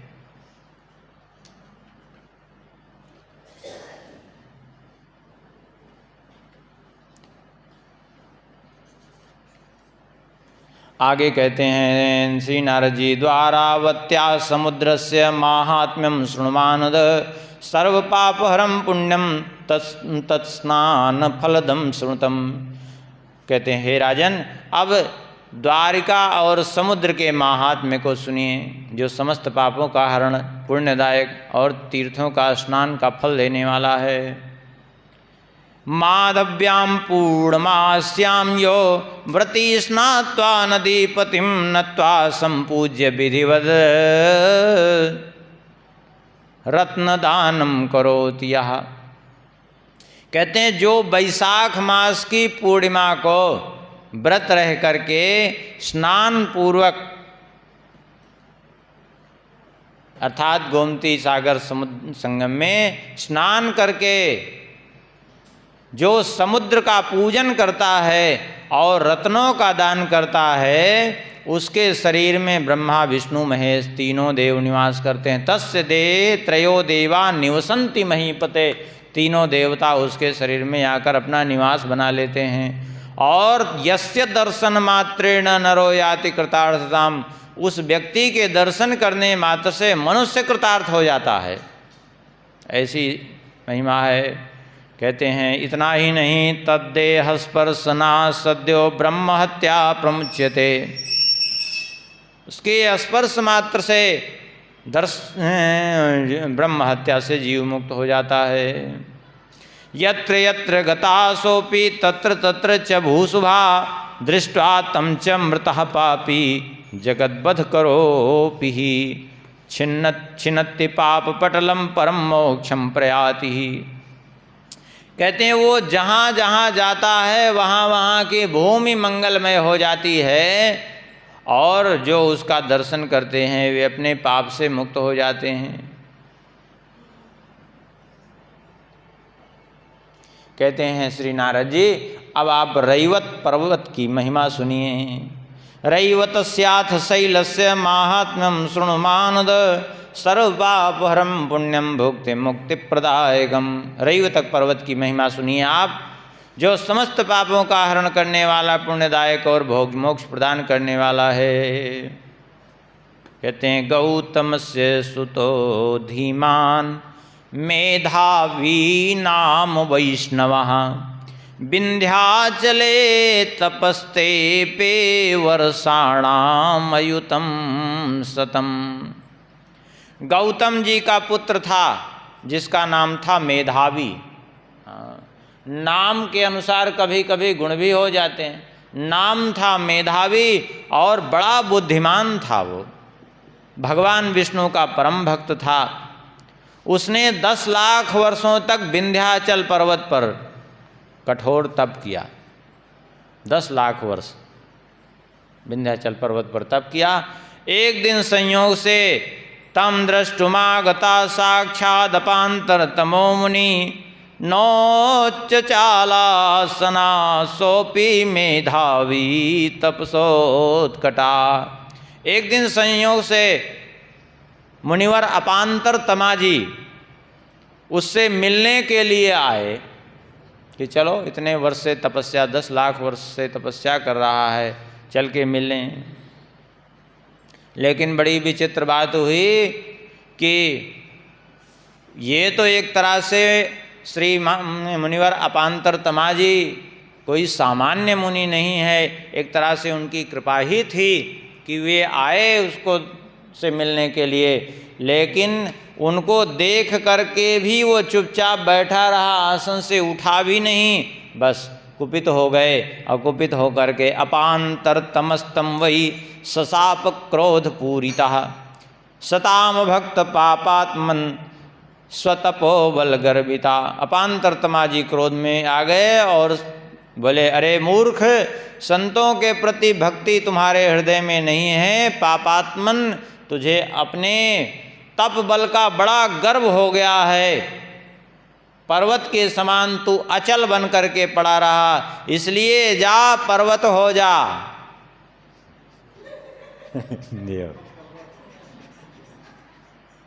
जड़ पर्वत के समान बैठे रहे तो तुम भी पर्वत हो जाओ।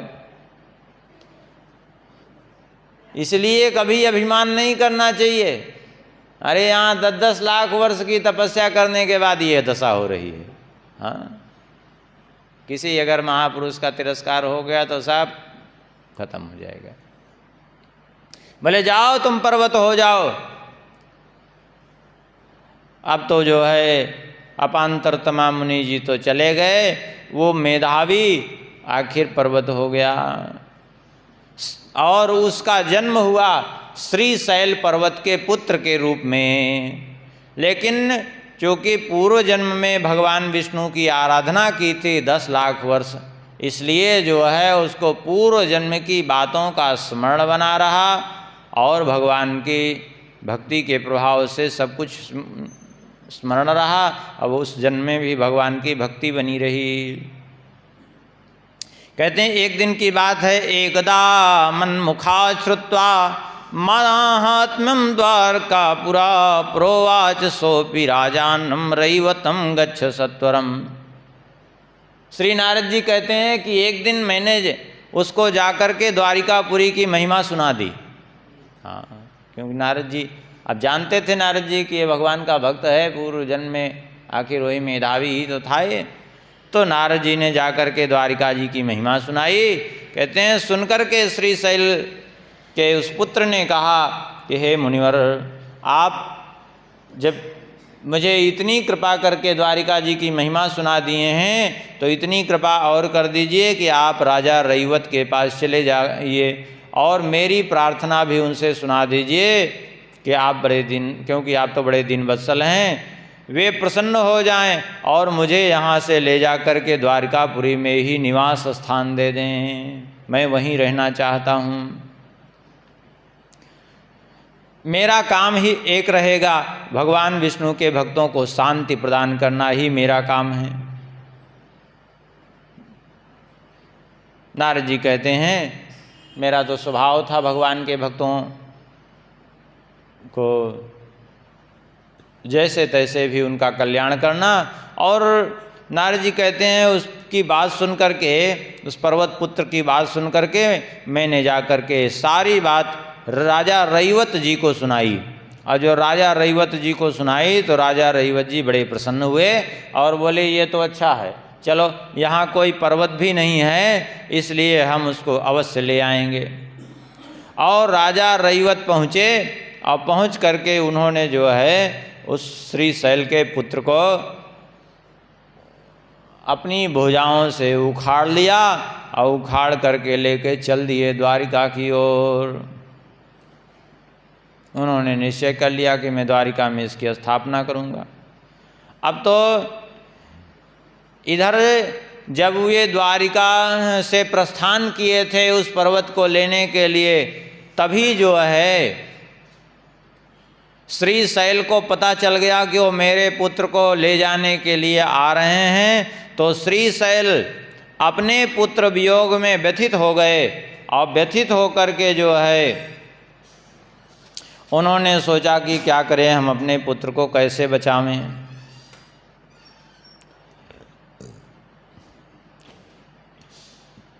कहते हैं श्रीशैल को कैसे पता चला? नारद जी कहते हैं श्रीशैल से भी हमने ही जाके बताया। राजा रैवत से हमने कहा तुम श्रीशैल के पुत्र को ले आओ, यहाँ स्थापित कर दो, और फिर श्रीशैल से जाके कह दिया कि राजा रैवत आ रहे हैं तुम्हारे पुत्र को ले जाने के लिए। अब बचा सकते हो तो बचा लो। अब तो श्रीशैल जो है बड़े दुखी हुए, उन्होंने सोचा हम कैसे बचाएं। तो उन्होंने देखा कि मेरा पुत्र तो जाने के लिए उद्यत हो रहा है, तो अपने पुत्र को पहले डांटा। अपने पुत्र को डांट करके उन्होंने कहा श्रीशैला पुत्र मोहेन निर्भरसेति क्वयासी सुमेरुम गिरिराजम च हिमवंतम नगेश्वरम। पुत्र को डांटा, अरे तू कहाँ जा रहा है? लेकिन पुत्र जब नहीं माना तो श्रीशैल अपने पुत्र को बचाने के लिए कि यहाँ से न ले जा पावें, भाग करके गए सुमेरु पर्वत और हिमाचल पर्वत के पास। हिमालय पर्वत और सुमेरु पर्वत के पास गए, बोले आप दोनों तो हम सबके राजा हैं और मैं पुत्र स्नेह से अत्यंत व्यथित हूँ, आप दोनों बड़े बलवान हैं, मुझे एक ही पुत्र दैव ने प्रदान किया है, आप मेरे पुत्र की रक्षा करिए, नहीं तो महाबली रैवत आ रहे हैं मेरे पुत्र को लेने के लिए। अब आज मेरे पुत्र को इस प्रकार उठा ले जाएंगे, आप चल करके रक्षा करिए। मैं आपकी शरण में आया हूँ किसी भी तरह से राजा रहिवत को आप जीत करके मेरा पुत्र दिला दें। कहते हैं इतना सुन करके जाते से कारणा तौ दो सुमेरुश्च हिमाचल शैल लक्ष्य परिवृतो योद्धुमा जगमतुर्दम। अब वो भी पर्वत हैं, ये भी पर्वत हैं, इसलिए पर्वत का पक्ष लेते हुए और फिर वो शरण में गए थे, तो उनकी रक्षा के हिसाब से सुमेरु पर्वत और हिमालय पर्वत दोनों ही लाखों पर्वतों को लेकर के अर्थात पूरी सेना को लेकर के आ गए इनसे लड़ने के लिए। अब जब इधर लड़ने के लिए आ गए और तब तक इन्होंने जा कर के इधर जैसे हनुमान जी द्रोणगिरि को उठाए थे अपनी भुजा में लेके चल दिए थे, ऐसे ही इन्होंने जा कर के उस श्रीशैल के पुत्र को उखाड़ लिया और उखाड़ करके अपने हाथ में ले करके वहाँ से जैसे ही चलना ही चाहते थे तब तक तदैव चागतान वीक्ष्य गईन शस्त्रास्त्रधारिणा अट्टहासं चकारोच्चै तडित्पात मिवात्मना। वैसे ही चारों ओर से पर्वतों ने इनको घेर लिया, अट्टहास करने लगे और अस्त्र शस्त्र बरसाने लगे। तो इन्होंने बड़ी जोर से गर्जना की, इनकी गर्जना से ननाद तेन ब्रह्मांडम सप्तलोकैर्बिलै सहा तदैव तेषां शस्त्राणि हस्तेभ्यो न्यपतन स्वतः। भयंकर गर्जना की सिंहनाद किया तो उससे सारे लोकपाल कांपने लगे और कहते हैं वो जो योद्धा अस्त्र शस्त्र लिए इन पर प्रहार कर रहे थे, इनकी गर्जना से सब निस्तब्ध हो गए और सबके अस्त्र शस्त्र गिर गए। अब तो फिर से इनके ऊपर वो पर्वत जब टूट पड़े तो इन्होंने उस पर्वत को, श्रीशैल पर्वत रैवतक को अपने हाथ में, एक हाथ में उठा लिया और दूसरे हाथ से अपने किसी को मुक्के से, किसी को घुटने के प्रहार से मार मार करके जो है पर्वतों को चोट पहुंचाने लगे। अब जिनको मारते हुए बड़े बड़े पर्वत इनके थप्पड़ मात्र से, इनके घूंसे मात्र से सब धराशायी हो जाते, इतने बलवान थे। हाँ। अब तो इतना पर्वतों ने इनके ऊपर आक्रमण किया लेकिन फिर भी इन्होंने उसको छोड़ा नहीं, एक हाथ में लिए युद्ध करते ही रहे। नारद जी ने कहा, नारद जी कहते हैं कि फिर हमको ये देख करके चैन नहीं हो रहा था कि ये हमने क्या किया, ये तो पर्वतों को भड़काया तो हम ही ने और हमारे कहने से इन पर आक्रमण कर दिया।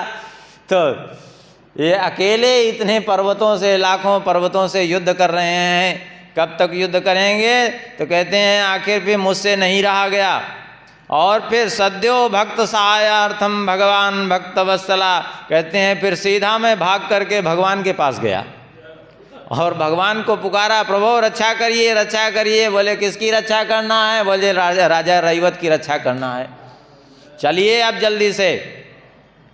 कहते हैं अब तो जैसे ही कहा कि हमने पुकारा वैसे ही भगवान दौड़े आए और तुरंत भगवान ने जो है कहा डरो मत कह करके अभयदान दिया और अभयदान दे करके भगवान तो अंतर ध्यान हो गए। लेकिन जैसे ही भगवान ने अभयदान दिया, अंतर ध्यान हुए, भगवान के का तेज इनमें विद्यमान हो गया और फिर पर्वतों पर जब प्रहार करते तो वे पर्वत चकनाचूर हो जाते, इतना तेज भगवान का इनमें व्याप्त हो गया।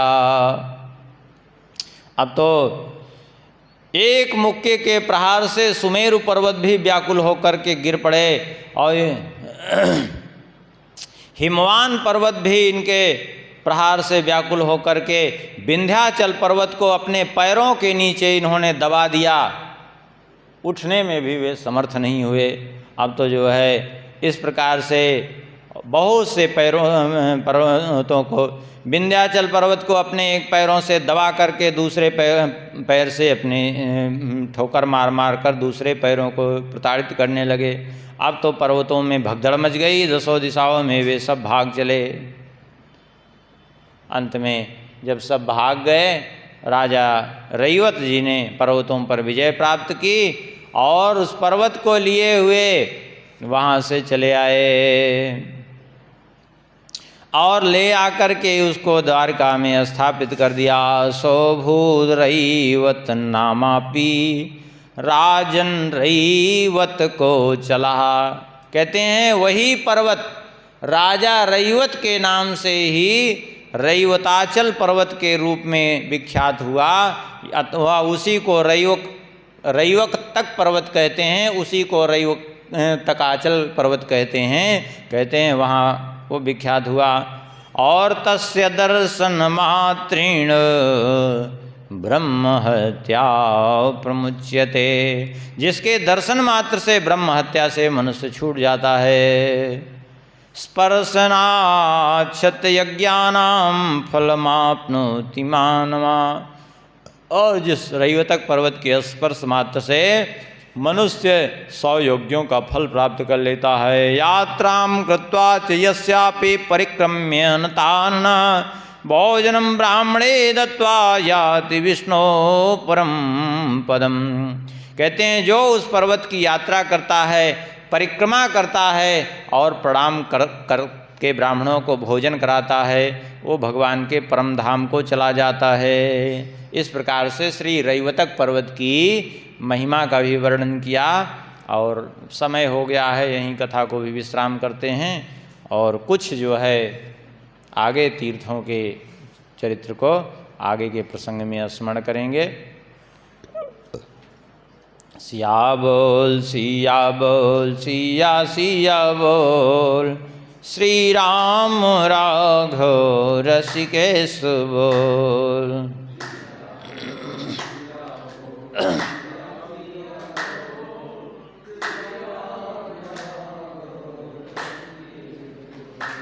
सिया बोल सिया बोल सिया सिया बोल, श्री राम राघव रसिकेश बोल।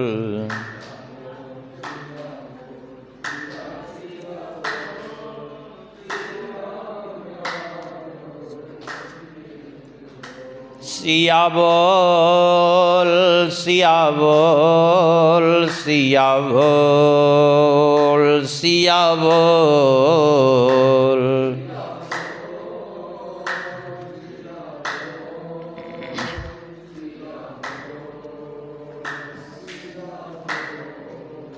सिया बोल सिया बोल सिया बोल सिया बोल।